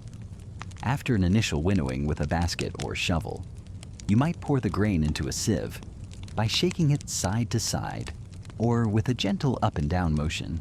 Smaller pieces of chaff, weed seeds, and broken kernels can fall through the mesh, while the good, plump grains remain on top. Sometimes you'd use a sieve with a larger mesh first to get rid of bigger bits of straw or unthreshed heads, and then a finer one for the smaller impurities. It's a bit like a medieval sorting hat, but for grain. Plump and whole. Gryffindor, the storage bin. Small and broken. Definitely Hufflepuff, or, animal feed. You can also use a sieve in conjunction with the wind.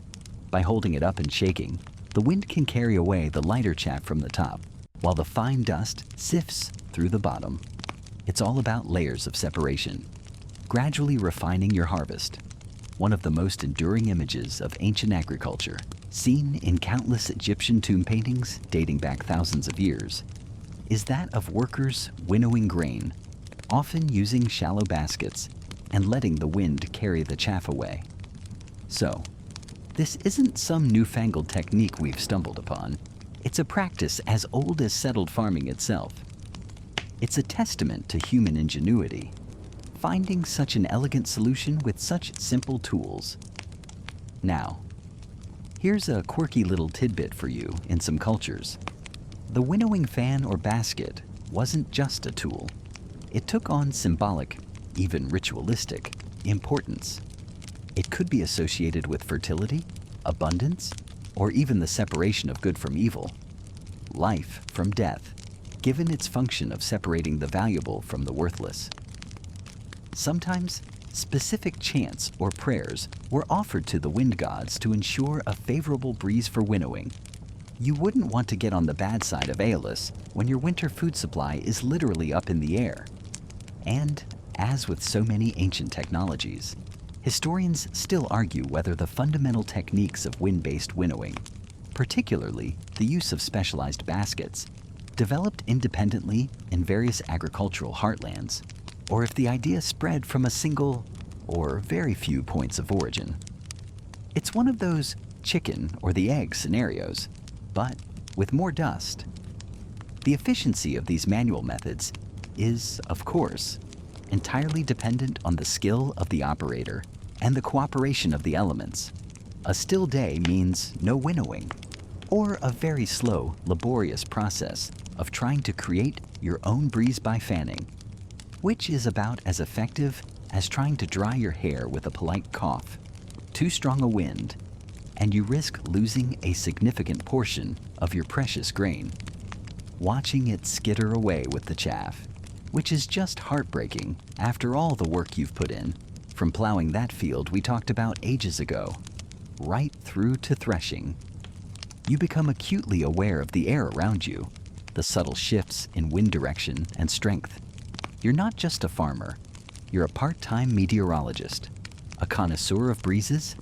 You can feel the sun on your back, the dust settling on your skin, the slight ache in your shoulders from the repetitive motion. But there's also a deep satisfaction as you watch the pile of clean, golden grain grow, separate from the growing mound of light, fluffy chaff. It's a tangible result, a direct connection between your effort, the tools in your hands, and the food that will sustain you.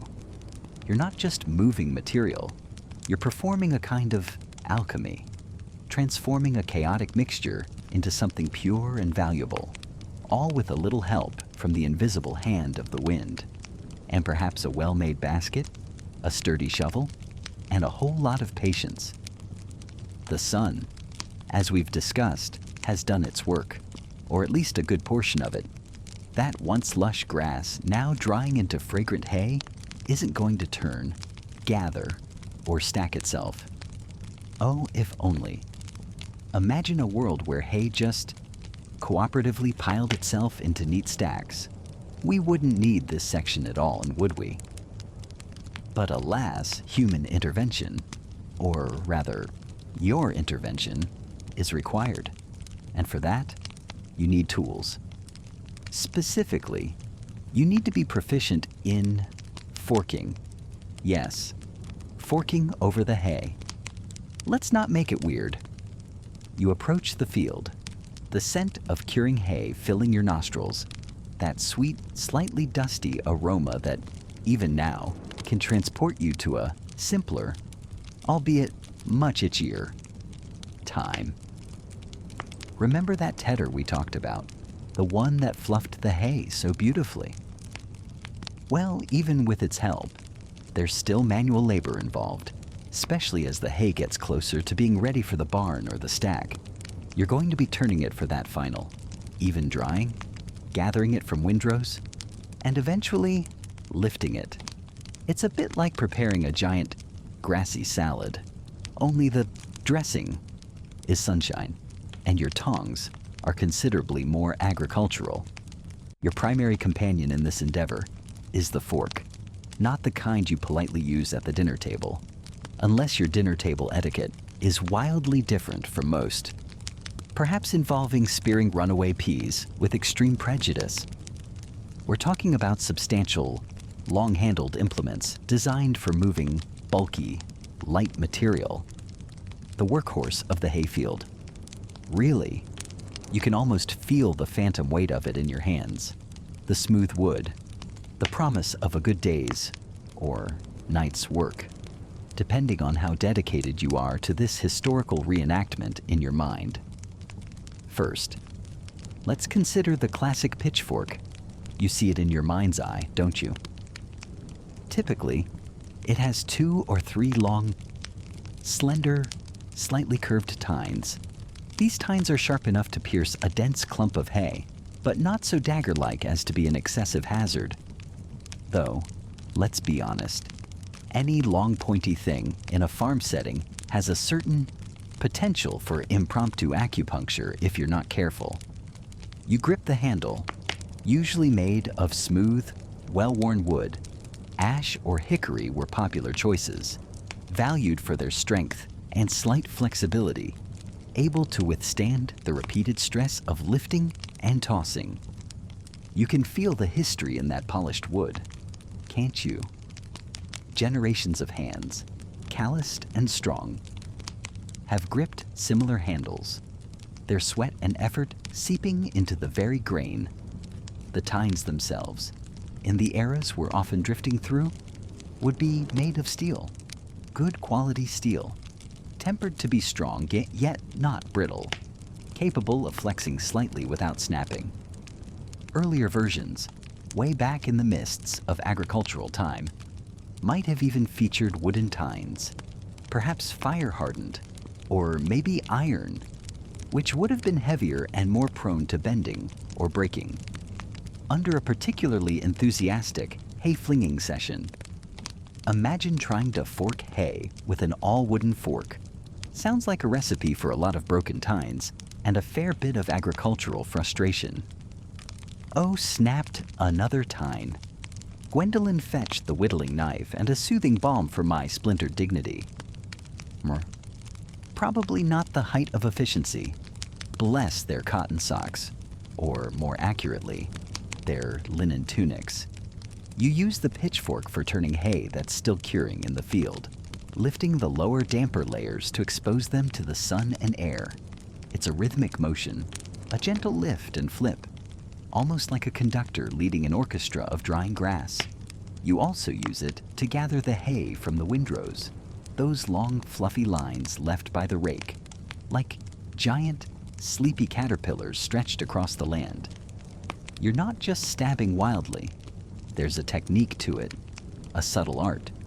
You slide the tines under the hay, using the curve to cradle a good bundle, then lift and toss it onto the growing pile or the waiting wagon.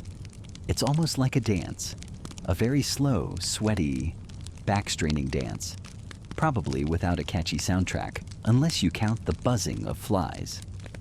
Now, sometimes you hear the term hayfork used interchangeably with pitchfork, and often they are very similar, especially in casual conversation. However, if we're getting pedantic, and let's face it, that's kind of our jam here, a dedicated hayfork, especially one designed for stacking or loading onto a wagon, might be a bit more robust or specialized. Some hayforks you might encounter in historical accounts or museum collections could have a wider spread of tines, or perhaps more tines, maybe 4, sometimes even 5 on larger American designs, to gather a larger, looser load, particularly when building a haystack or pitching hay up into a haymow. The goal is to move as much hay as efficiently as possible with each lift, minimizing the number of times you have to bend and strain. You can picture it a slightly bigger, burlier cousin to the more common pitchfork. Think of the pitchfork as the versatile sedan, nimble and good for general tasks, and the larger hayfork as the heavy-duty pickup truck of the hay-moving world. Both get you there, but one's designed for a heavier haul, a more substantial forkful of sunshine. The construction of these forks is a testament to functional design honed over centuries. The length of the handle, typically around 4 to 6 feet, sometimes even longer for reaching high into mows, provides leverage, saving your back a little. Let's be realistic. Haymaking is hard work, no matter how good your tools are. That long handle also gives you reach. Whether you're tossing hay high onto a stack or deep into a haymow, trying to fill every last corner. The connection between the tines and the handle, the ferrule, is a critical point of strength. This metal sleeve, tightly fitted, prevents the wood from splitting and secures the tang of the tines. A loose or weak ferrule means a wobbly, inefficient tool, and eventually, a broken one, probably at the most inconvenient moment. You can almost hear the quiet creak of wood and metal as you work, the gentle swoosh as the tines slide into the hay, the soft thud as it lands on the growing pile. Here's a little historical fact for you. The pitchfork has been around for a very, very long time. We're talking ancient civilizations.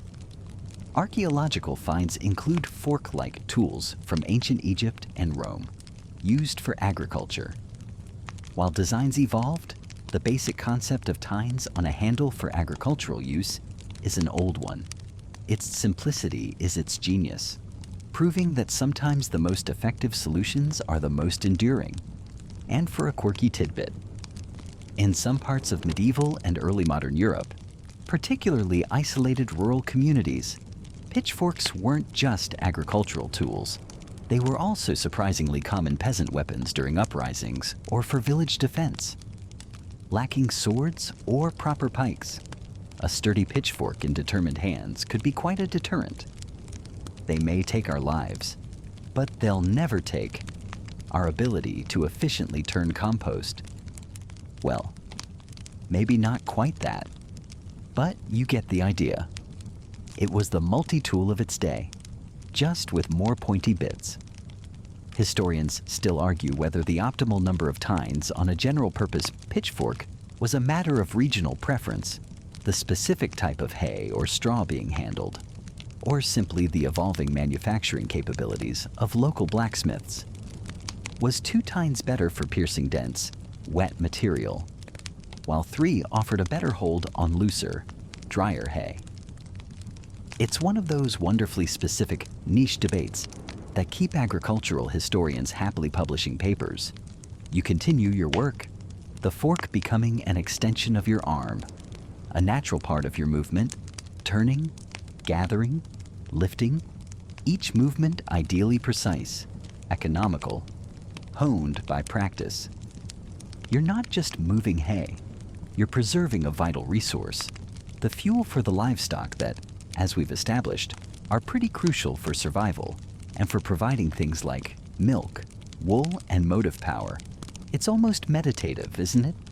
The repetitive action, the quiet sounds of the field, the slowly growing piles that represent tangible progress. You might even find yourself getting into a rhythm, a hayforking trance. Just try not to transfork your own foot, or that of a fellow imaginary field worker. That's generally frowned upon and leads to awkward apologies. The materials themselves tell a story. The smooth, aged wood of the handle, perhaps darkened with sweat and time, feels organic and familiar in your grip, warming to your touch. The steel of the tines, maybe bearing a few spots of honest rust if it's an older tool, gleams dully in the sunlight or moonlight, depending on how late you're working in this reverie. You might even see a maker's mark stamped into the metal near the base of the tines, a small, almost forgotten testament to a craftsman from a bygone era. A whisper of their skill. It's a connection to the past, right there in your hands. These weren't disposable tools, thrown away at the first sign of wear. They were made to last, to be repaired, to be passed down through generations. A far cry from some of the plastic garden tools you might find today, which seem to disintegrate if you look at them too sternly or accidentally leave them out in a light breeze.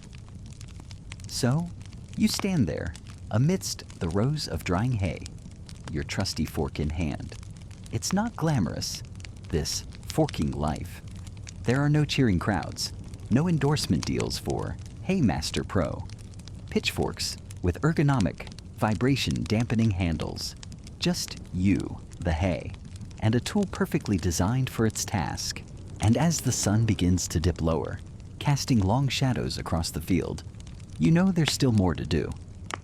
The hay needs to be moved from these windrows, perhaps onto a wagon, or directly into the beginnings of a magnificent, sweet-smelling haystack. But for now, you appreciate the simple, effective power of the fork. It's a humble tool, but without it, well, you'd be forked, and not in the good, hay-moving way.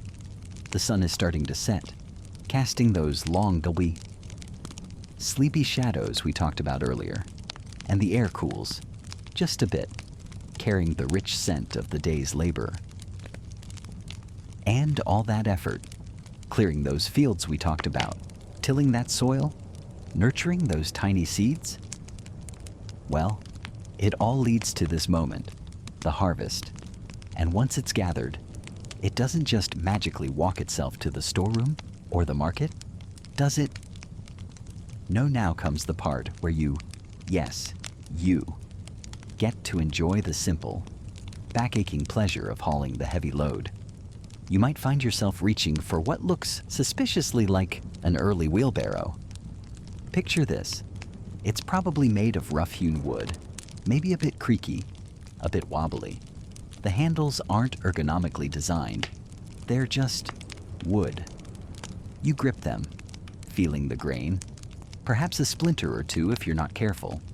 The single wheel, often wooden itself, or perhaps later, rimmed with a thin band of iron, groans a little as you lift. It's a marvel of simple engineering.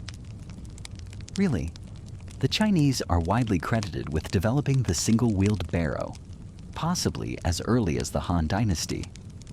A mainstream historical fact for you there, centuries before it became common in Europe. You can just imagine someone utterly fed up with carrying everything in baskets, having a light bulb moment. What if, they mused, I put a wheel under the load? Revolutionary. Historians still argue whether the widespread adoption of the single-wheeled barrow in Europe was a direct transmission of knowledge from China, perhaps along the Silk Road, or an independent invention spurred by similar agricultural needs and the slow, dawning realization that there had to be a better way. Either way, it's a game changer. Suddenly, one person can move a significantly larger quantity of, well, anything. Turnips, rocks, your complaining toddler who refuses to walk back from the far field. It's not exactly a smooth ride, especially over the rutted paths of a farm. Each bump judders up through your arms, a gentle reminder that physics is always, always present. You learn to balance the load, to use your body weight, to anticipate the dips and rises in the terrain. It's a delicate dance between you, the barrow, and gravity. A dance where gravity usually leads and occasionally trips you. But the wheelbarrow, as wonderfully useful as it is, isn't the only option in your ancient farmer's toolkit for smaller, more frequent loads, or for specific tasks. You've got a whole range of carrying devices. Imagine the feel of a wooden yoke settling across your shoulders. It's surprisingly comfortable at first, distributing the weight of 2 heavy buckets, perhaps full of water from the well we visualized earlier, or milk, or even liquid fertilizer if you're feeling particularly ambitious. The key is balance. Each step is measured, careful, to avoid sloshing your precious cargo. You can feel the slight sway, the subtle adjustments your core muscles make. It's a full-body workout that nobody asked for, but everyone got. Modern ergonomic backpacks try to achieve a similar weight distribution, but there's a certain rustic charm, a direct connection to the load. With a simple wooden yoke, you are, quite literally, shouldering the burden. Then there are baskets, so many baskets. Woven from willow, reeds, split wood, or whatever pliable material grows abundantly nearby. Remember how we talked about using every part of the plant? These aren't your decorative fruit bowls. These are workhorses, large, sturdy baskets for carrying harvested vegetables, their earthy scent clinging to the fibers. Smaller, finer woven ones for delicate berries or precious eggs, cradled carefully. You can feel the slight roughness of the weave against your hands, the satisfying weight as it fills. Sometimes, you might even see someone using an oversized basket, almost like a wearable container, strapped to their back for collecting fodder or firewood. It's an intimate way to transport goods, your body directly bearing the load, your pace dictated by its bulk and heft. And let's not forget the humble sack, usually made of coarse burlap, rough-spun wool, or even treated animal hide.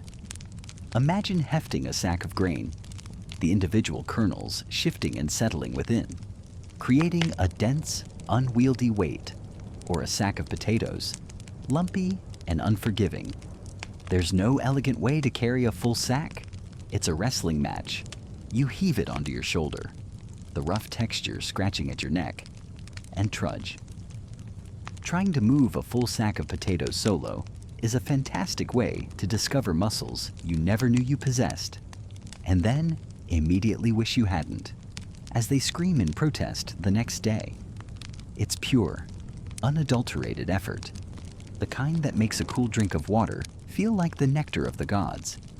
For the truly substantial items, the things that laugh in the face of a wheelbarrow and scoff at a mere sack, you turn to the sledge, or, as it's sometimes called, a sled, a dray, or a stone boat. Think of it two sturdy wooden runners, perhaps slightly upturned at the front, connected by a flat wooden platform, no wheels, just pure unadulterated drag. You'd use this for moving massive stones cleared from fields, for hauling enormous bundles of hay or straw, or dragging felled logs out of the woods. It's brute force made manifest. Often, these would be pulled by oxen or horses, but human-pulled sledges were definitely a thing, especially for shorter distances, or where animals couldn't easily maneuver. You can almost hear the rhythmic grunts of effort, the scrape of wood against earth, or maybe the smoother glide if you're lucky enough to be working on damp grass or even snow. It's a lesser-known tidbit that in some particularly boggy or marshy agricultural areas, farmers developed specialized wide, almost raft-like sledges, sometimes called mudboards or slipes. These weren't for gliding gracefully. They were for skimming, or perhaps more accurately, schlepping, heavy loads of peat reeds or harvested bog iron over saturated earth where any wheel would instantly sink.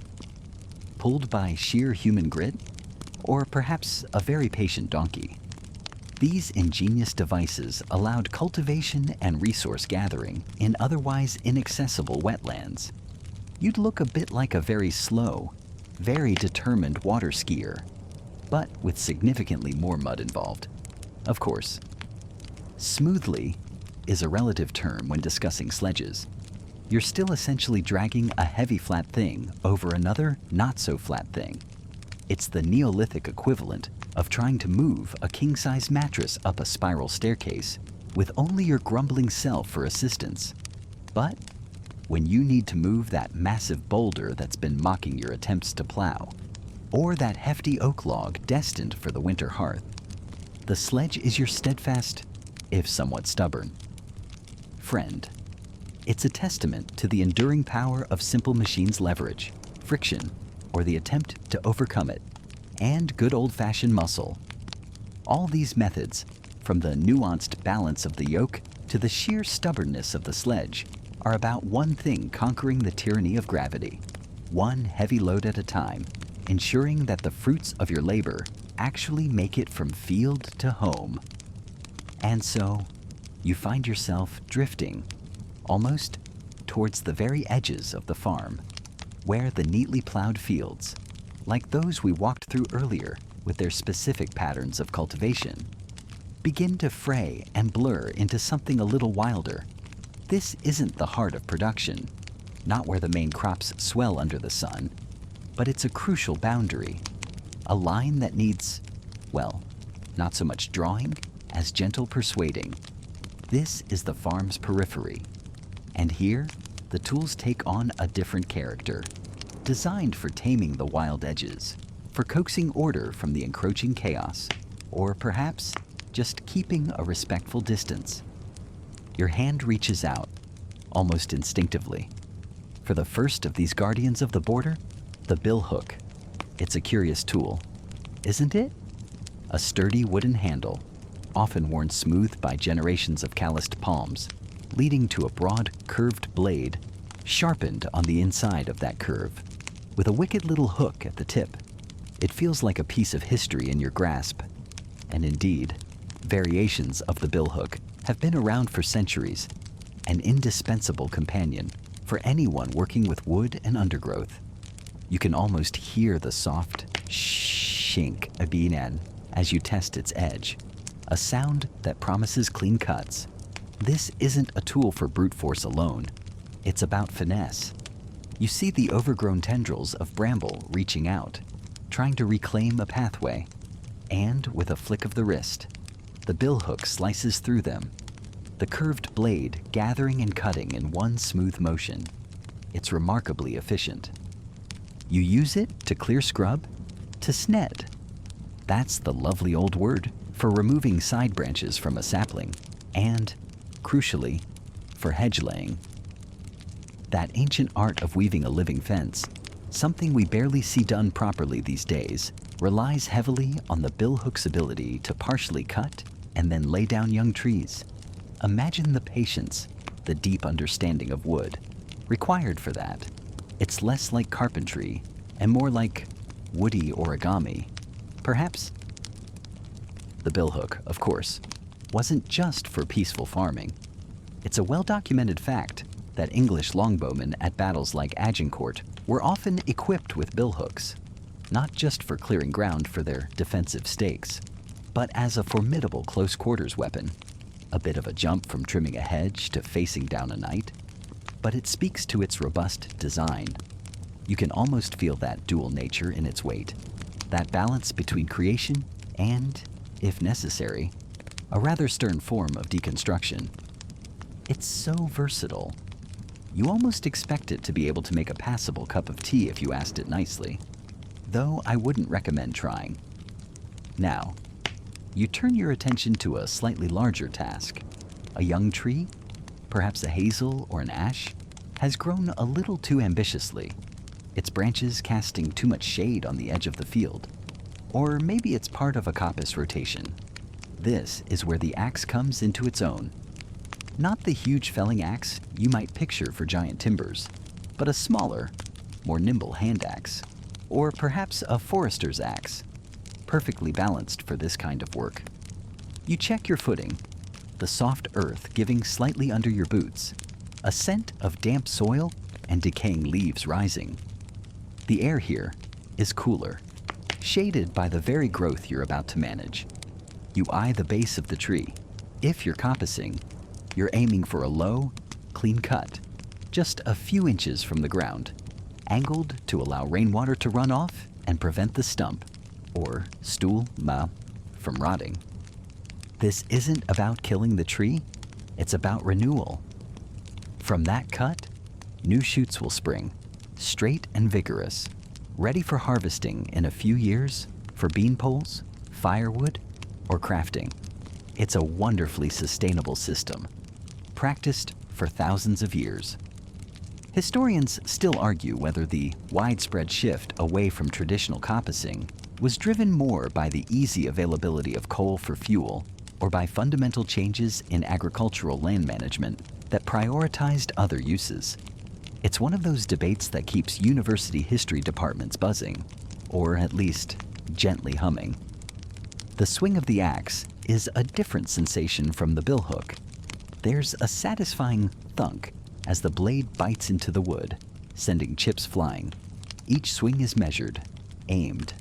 You feel the slight jar travel up your arms, a reminder of the force involved. It's a rhythmic process, the assessment. The swing, the impact, the slight adjustment for the next cut. There's a certain primal satisfaction to it. Isn't there using a tool that has barely changed in its fundamental design for millennia? Sure, we have chainsaws now, buzzing and aggressive, but there's a quiet dignity to the axe, a connection to the material you're working with that a power tool often obliterates. Plus, it's much less likely to annoy the squirrels. You continue working along the edge, sometimes with the billhook for the lighter growth, deftly clearing away ivy that's trying to strangle a young oak, or trimming back overhanging branches from the hedgerow. You're not just cutting, you're sculpting, encouraging the kind of growth that benefits the farm, that maintains a clear boundary without creating a sterile one. Hedges, after all, are vital wildlife corridors, bustling with insects, birds, and small mammals. Remember those little field mice we saw darting about earlier? This is their highway system. A quirky little tidbit for you in some older European folklore. It was considered bad luck to leave an axe embedded in a log overnight, especially in the stump of a felled tree. The belief was that the axe could absorb something of the tree's lingering spirit, or perhaps that mischievous woodland sprites might use it for their own purposes. So, always bring your tools home, not just for safety, but to keep the fairies from borrowing your best axe for some nefarious nocturnal logging. Or, more practically, to prevent rust.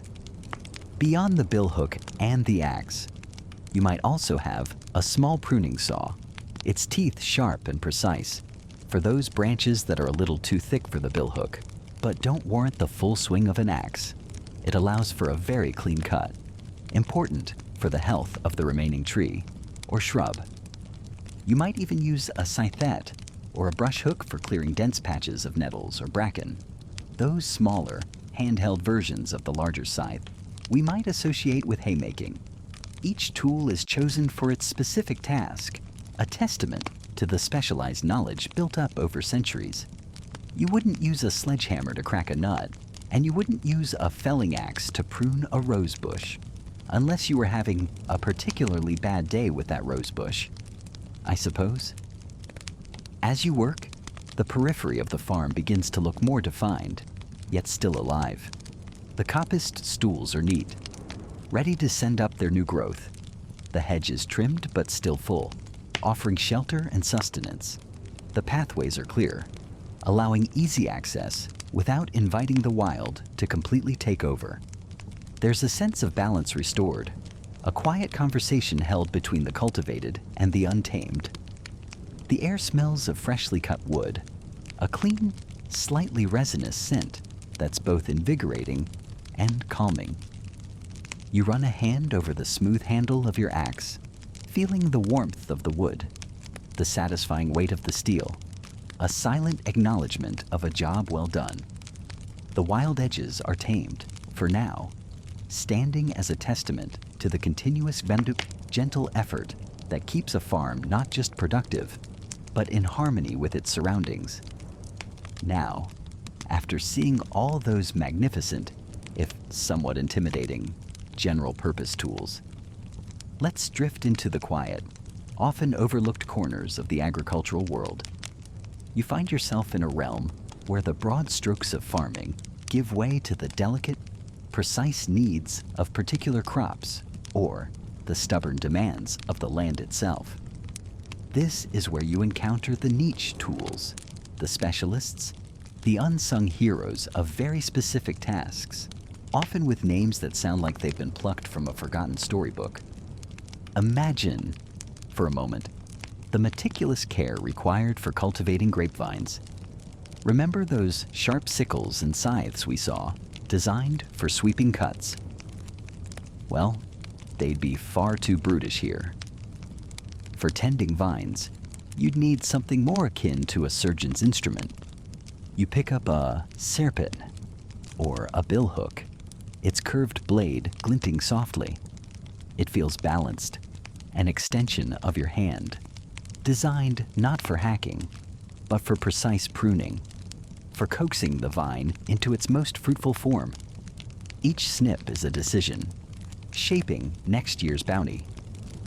You can almost smell the woody scent of the cut vine, the promise of sun-ripened grapes in the air. These weren't just for Europe.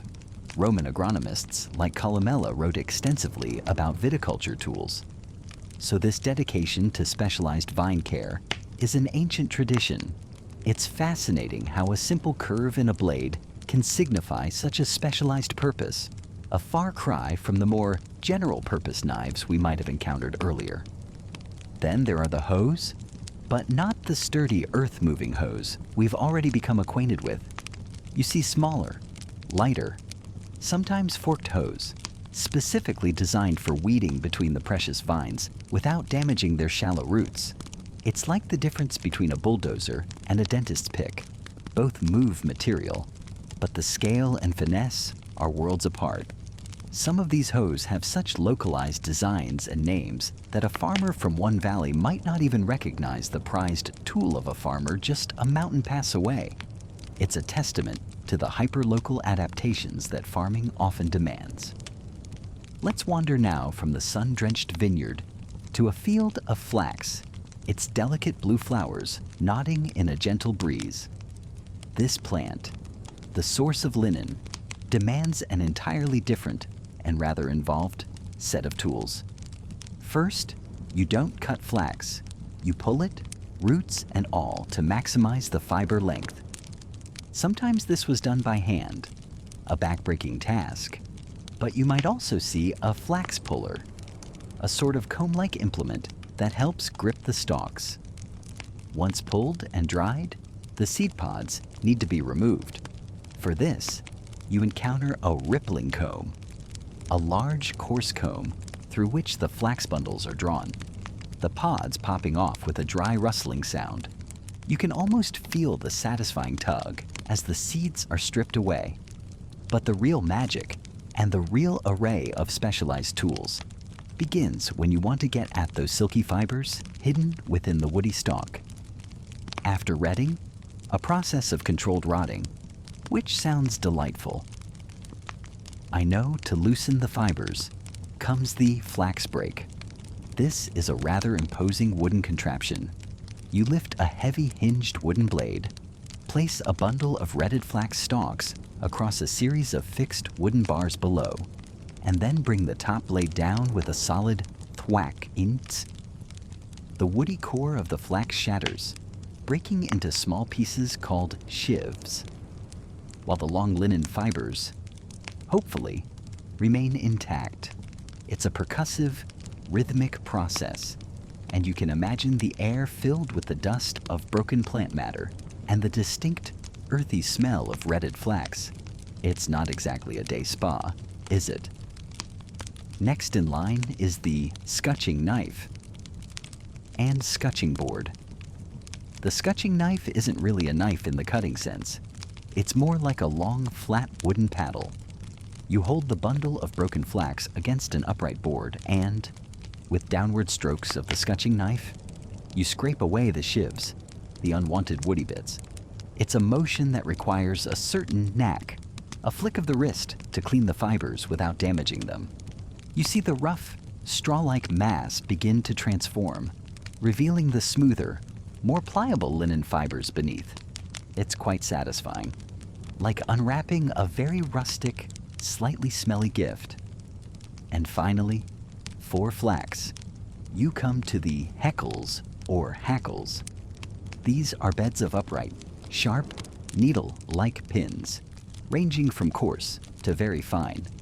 You draw the scutched flax fibers through these combs again and again.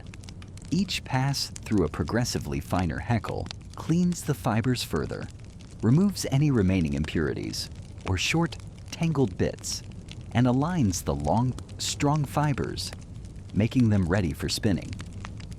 The finest heckles can leave the flax looking almost like blonde hair, soft and with a subtle sheen. Historians still argue whether the complex series of flax processing tools developed independently in multiple regions or spread from a single origin point, given flax's ancient cultivation across a wide geography. It's a reminder that even the simplest seeming materials often have a complex backstory of innovation. A quirky, lesser-known tidbit is that in some folklore, it was believed that the quality of your linen, and thus the efficacy of your heckling, could even influence your luck or romantic prospects. So, no pressure while you're combing through that flax, leaving the fibers behind. Let's consider the earth itself, not just plowing it, like we saw with those heavy ard plows, but shaping it for water management. You encounter specialized ditching spades. Diamond, these aren't your average garden spade. They are long, narrow, and often curved, designed to cut cleanly through soil and turf, to create or maintain drainage channels or irrigation ditches. You can feel the satisfying slice as the narrow blade sinks deep, allowing for the removal of clean, precise clods of earth. For clearing out the bottom of existing ditches, you might find a bottoming tool or a ditching scoop, often with a long handle, allowing you to reach down and pull out silt and debris without having to wade through the muck. Though, let's be honest, someone probably still ended up in the muck. Using a regular shovel for this kind of precise channel work would be like trying to write your name in the sand with a dinner plate. Possible, but terribly inefficient and messy. You might also see specialized turf cutting tools, sometimes called flactors or peat spades. In regions where peat was common, used not only for fuel, but also for lining the sides of ditches to prevent erosion. These tools had sharp edges and often a wing or shoulder to help lift the sod cleanly. The sheer variety here speaks to the constant battle and negotiation with water. Too much, and your crops drown. Too little, and they wither. These odd, often regionally specific tools were the unsung foot soldiers in that ongoing campaign, ensuring the land could be as productive as possible. Their peculiar shapes and names are a direct reflection of the unique challenges faced by farmers trying to make a living from a very particular piece of land. With its very particular needs, it's a world away from a simple hoe or sickle. Isn't it a whole different level of agricultural intimacy? So, after a long day in those fields, we were just wandering through. Or perhaps after wrestling with that rather stubborn patch of woodland you're trying to clear. Your tools. Well, they're not looking their best, are they? That shiny edge you started with is now looking a bit like a butter knife that's seen too many tough bread crusts.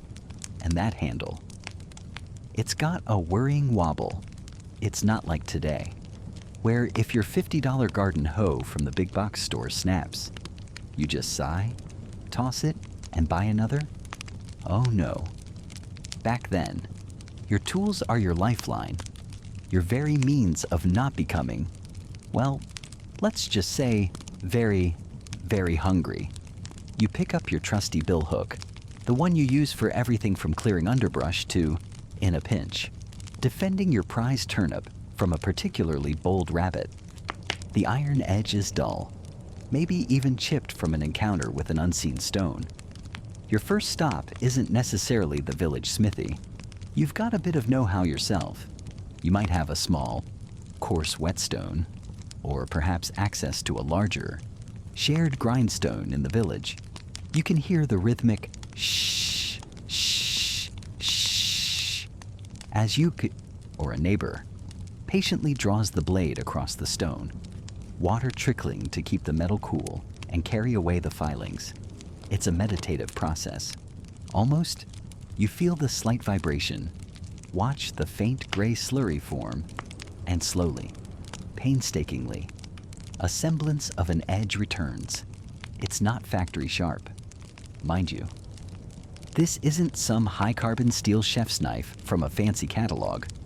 This is good, honest medieval iron, and getting it truly keen takes effort and skill.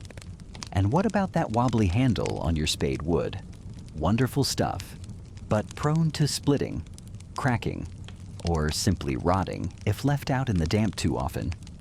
Which, let's be honest, is most of the time. You'd carefully examine it. Perhaps it just needs a new wedge driven in to tighten the fit. You might have a small stock of seasoned wood, ash, perhaps, or sturdy oak, set aside for just such repairs. You'd shape it, whittle it down, maybe char the end that fits into the iron socket to make it more resistant to moisture. It's a bit like medieval DIY, but with slightly higher stakes than assembling flat-pack furniture. Get it wrong, and the spade head flies off mid-dig, which is not only unproductive, but also, well, a bit embarrassing if young Thomas from the next cottage over is watching. Cleaning your tools is also part of this daily, or at least regular teddy, ritual. You scrape off the clinging mud, wipe down the metal with an oily rag if you're fortunate enough to have one, or even just dry grass, trying to ward off the ever-present threat of rust. Rust, the silent destroyer of precious iron. You treat these tools with a reverence born of necessity. They are, quite literally, extensions of your own hands, your own strength. But some jobs are beyond your humble skills. Let's say the iron head of your axe has developed a serious crack, or the plowshare, that critical cutting edge of the plow we talked about earlier, is hopelessly blunted or broken. Now, you need a specialist. Now, you make the journey to the village blacksmith, the smithy. You can probably smell it before you see it. That distinctive, slightly acrid scent of burning coal and hot metal. And the sound, oh, the glorious rhythmic clang of hammer on anvil. A sound that echoes through the village, a heartbeat of industry. The blacksmith, he's a vital figure. O-T-E-T-E-E. Mainstream historical fact. For you, blacksmiths were absolutely essential to any medieval community. Often one of the few truly specialized craftsmen whose skills everyone, from the lord of the manor down to the humblest peasant, relied upon. He's not just making horseshoes, though he does plenty of those. He's the guardian of iron, the mender of the broken, the forger of the new. You approach your damaged tool in hand and wait your turn. The smith, likely a man of considerable brawn, his face smudged with soot, his leather apron thick with the grime of his trade, will take your tool. He'll examine it with a practiced eye, turning it over, feeling the damage. He might grunt. He might ask a curt question about how you managed to break this one so spectacularly. Then, it's into the forge. You watch as he works the bellows, the coals flaring to an almost blinding intensity. The iron glows cherry red, then orange, then almost white hot. He pulls it out, sparks flying, and with swift, precise blows, he begins to reshape it, to draw out the metal to weld a crack, or to forge a new edge. It's almost magical to watch, this manipulation of stubborn, unyielding metal into something useful, something life-sustaining. He might use fluxes like sand or borax to help the weld. The secrets of his trade pass down through generations. The materials he works with are simple, yet transformative. Iron, of course, the star of the show. The quality of iron varied wildly, from good, workable stuff to more brittle, frustrating metal, and wood, always wood, for new handles, for the bodies of plows, for cartwheels. He'd need a good supply of seasoned hardwood, tough and resilient. It's not just about banging metal, it's about understanding how these two materials, iron and wood, work together. He's part engineer, part artist, the medieval equivalent of your IT support guy. But instead of fixing your Wi-Fi, he's fixing the very thing that stops you from starving, and probably with less condescension. Now, here's a quirky, lesser-known tidbit. For some of the larger, more expensive iron tools, like the heavy plows we discussed, a peasant family might not own one outright. They were incredibly valuable. Instead, the plow, or key iron parts of it, might be owned by the manor, or even communally by the village, and rented out or shared. This just underscores how precious these items were, and why keeping them in good repair was a communal concern, not just an individual one. If the village plow breaks, everyone suffers. The value placed on these tools, it's hard for us to truly grasp. Imagine every single nail, every hinge, every cutting edge, having to be painstakingly made by hand. Tools weren't disposable. They were heirlooms. A good axe, a sturdy spade, these could be passed down from father to son, mother to daughter. Each nick and scar on the handle told a story. A broken tool wasn't an inconvenience. It was a minor disaster. It meant lost time in the fields, which meant a smaller harvest, which, in a world perpetually on the edge of scarcity, was a very serious matter indeed. You didn't just want durable tools. You needed them. Your survival, and that of your family, depended on their strength and sharpness. Historians still argue whether the average peasant farmer possessed the skills and materials for more than the most rudimentary tool repair, like basic sharpening or re-wedging a loose handle, or if almost all significant mending, especially of the crucial iron components, inevitably fell to the local smith, making him even more indispensable. It probably varied by region and individual skill, but the blacksmith was undoubtedly the go-to for the tough jobs. So, you wait, perhaps sharing news or gossip with other villagers also awaiting the smith's services. Eventually, your tool is ready. The repaired axe head is solid. The newly sharpened plowshare gleams dully. You'd pay the smith, perhaps not in coin, but in kind, a portion of your crop, some eggs, a day's labor. Whatever the arrangement, the exchange is made, and you walk away with your revitalized tool, ready to face the fields once more. There's a quiet satisfaction in it, this cycle of use, wear, and renewal. It's a world away from our click and replace culture.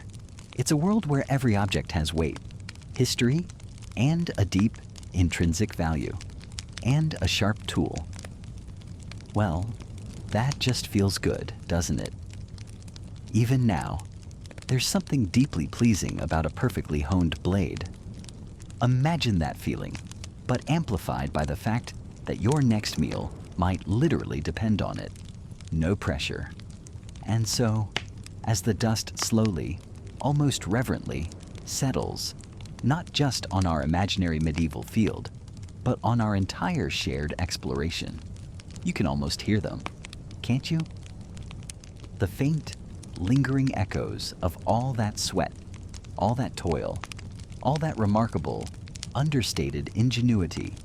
You stand here now, perhaps at the quiet threshold of a new appreciation, looking back at the tools that shaped not just the stubborn earth, but the very fabric of the lives, the communities, who depended on their every swing, every turn, every cut.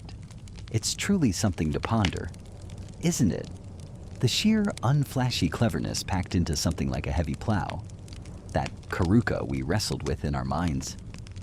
Remember how it bit decisively into that dense, unforgiving, clay-rich soil we imagined. That wasn't just brute animal force blindly applied. It was a triumph of applied physics for its time, a carefully considered design, painstakingly honed over countless seasons and generations. The sharp coulter, slicing downwards like a preparatory incision. The ploughshare, a broad angled blade, undercutting the sod with determined force. And the iconic moldboard, that beautiful, curved piece of wood, sometimes plated with iron, that lifted and turned the earth, exposing fresh soil to the air and burying the old growth. Each component was a specific answer to a very real, very muddy, often backbreaking problem. Their ingenuity wasn't about seeking a revolutionary app for farming. It was about those subtle, persistent, almost invisible improvements. A slightly more effective angle on a cutting edge, a more robust way to join wooden beams to withstand the constant jarring, figuring out how to make that precious and often prohibitively expensive iron go as far as possible. They were, in their own quiet way, masters of iteration, of wringing every last drop of potential from the materials and knowledge they possessed, working within some truly formidable constraints. You can almost feel the calloused hands that shaped them, the thoughtful eyes that assessed their performance, and oh, the limitations.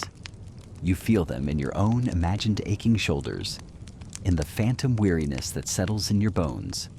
Don't you? The sheer, unyielding physicality of it all. We've touched repeatedly on how utterly reliant they were on muscle, tireless human effort, and the steadfast pull of animal power. Think of the endless hours, the rhythm of entire lives dictated not by clocks or schedules, but by the slow, deliberate pace of an ox-drawn ard scratching its way across a field, or the metronomic, breath-stealing swing of a scythe through heavy grain. From dawn till dusk, there was no turbo boost, no software update to optimize crop rotation overnight, no GPS to guide a perfectly straight furrow. If a vital tool broke, and remember, with so much reliance on wood, they often did, susceptible to rot, to stress fractures, to the simple wear and tear of constant use, it meant painstaking, time-consuming repairs. These were often carried out by the farmer themselves, with whatever skills they possessed, or by the village smithy or carpenter, if one was available and affordable. It wasn't a quick drive to the agricultural supply superstore for a replacement part. Their comprehensive extended warranty was essentially just a fervent hope it would last through the critical planning or harvest season. And this brings us to a point where, even now, historians still argue whether the perceived slow pace of widespread technological adoption in agriculture during much of the medieval period was due more to an inherent societal conservatism, a mindset resistant to radical change, or if it was simply a pragmatic response to the prohibitive cost and limited availability of better materials, like iron, and the specialized knowledge needed to craft and maintain more complex designs. It's a classic chicken and egg, or perhaps plow and furrow kind of debate, with passionate arguments on both sides. But here's where the story takes such a fascinating turn despite those very real limitations. The echoes of these medieval tools resonate with astonishing clarity in the sophisticated agricultural implements we see around us today. You only need to glance, even casually, at a modern multi-ton tractor effortlessly pulling a reversible multi-furrow plow through a vast field to see the direct, undeniable descendant of that humble caruca. The fundamental principles, breaking the soil's surface, aerating it, turning it over to refresh nutrients and bury weeds and crop residue, they haven't fundamentally changed. What has transformed, almost beyond recognition, is the power source, shifting from weary oxen to hundreds of horsepower. The materials, from wood and wrought iron to high tensile steel and advanced alloys. The sheer scale of operation and the mind-boggling efficiency that now feeds billions. That long fee, gracefully curved scythe we imagine, whispering its sharp song through the golden wheat. Its essential DNA is undeniably present in the giant, rapidly rotating blades and gathering reels of a modern combine harvester. The flail Remember that rather enthusiastic, if somewhat hazardous. Thresher we discussed its brutal but effective job of separating grain from chaff is now performed by intricate systems of beaters, walkers, and sieves hidden deep within the metallic belly of that same combine, accomplishing in mere moments a task that once demanded weeks of intense, communal effort from an entire village. It's a truly powerful and often underappreciated legacy. One mainstream historical fact that often gets a quiet nod in agricultural histories is the incredible persistence of some of these basic tool forms. Even with the momentous societal shifts brought by the dawn of the Industrial Revolution, many of the core designs we've explored, the sickles, the hoes, the basic plows, remained in common use, sometimes with only very minor modifications, well into the 19th and even early 20th centuries in some more remote, less economically developed, or geographically challenging regions. The great leap to full mechanization wasn't an overnight phenomenon. It was a long, slow, incremental climb, built firmly upon the foundational knowledge laid by these often anonymous medieval innovators. They didn't just pass on physical tools, they passed on invaluable techniques, a deep experiential understanding of the land, its moods and its needs, and a relentless, quiet drive to make the earth yield its bounty. And, of course, we absolutely cannot forget those names. We've encountered a delightful gallery of them throughout our journey, haven't we? From the endearingly straightforward dibber, which, let's be perfectly honest, still sounds more like a cheerful, slightly mischievous garden gnome than a serious agricultural implement designed for planting, to perhaps more robust-sounding, regionally specific names that paint vivid little pictures all on their own. It really makes you wonder about the everyday conversations back then. Oi, Gareth, would you be a good lad and fetch the good billhook? Mind? The one that hasn't got the dreadful wobble? We've got some serious compassing to attend to before the light fails.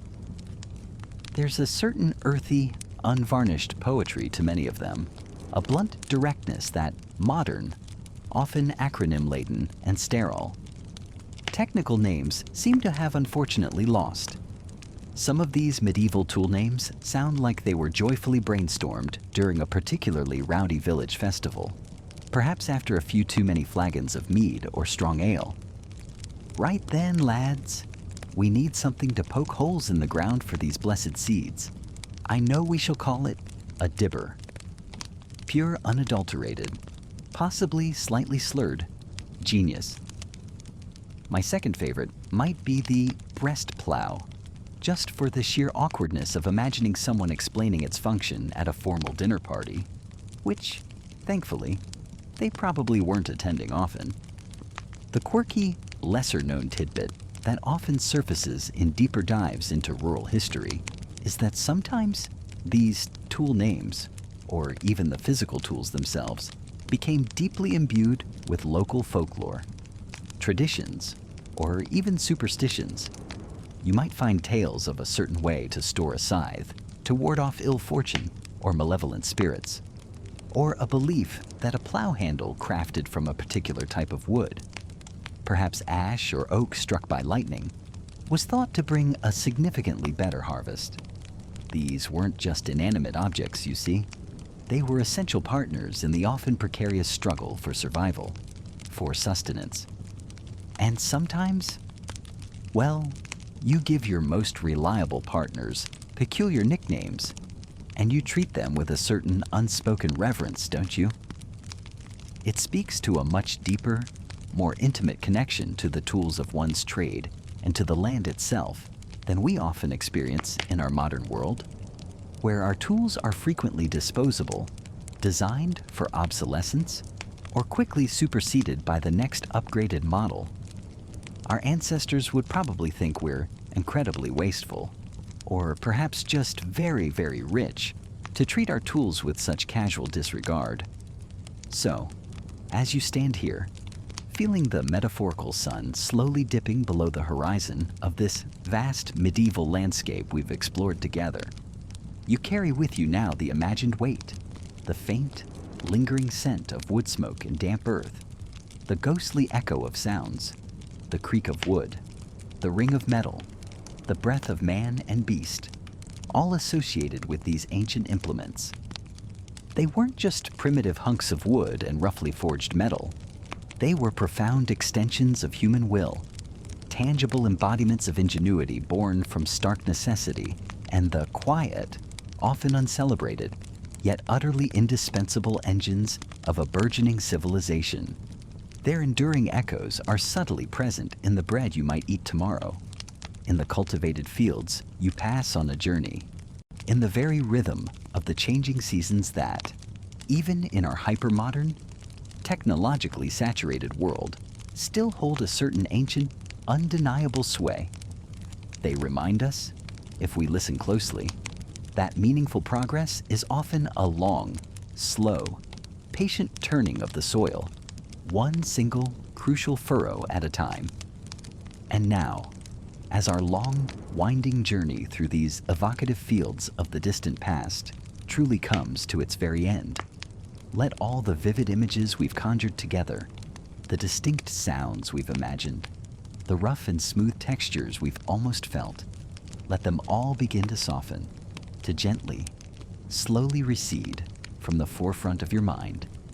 You can feel the imagined weight of that heavy wooden plow, or the surprisingly satisfying, sharp slice of the well-honed sickle. Just ease away now, releasing any tension it might have held. The sun, you see, has fully and finally set on that medieval landscape, leaving behind only the deepest, most tranquil, and quietest of twilights. The distant, rhythmic echoes of the blacksmith's hammer on the glowing anvil, the communal rustle and song of the harvest season. They are fading now, becoming mere whispers carried on a gentle, cooling breeze. Allow your own breathing to deepen further, to slow its pace comfortably, as these ancient, earthy scenes gradually dissolve into the soft, welcoming darkness that rests behind your eyelids. There's nothing more to till this evening, nothing more to reap tonight, only the profound invitation to rest, and the quiet, lingering peace of stories told and histories deeply felt. Just rest now. Shh.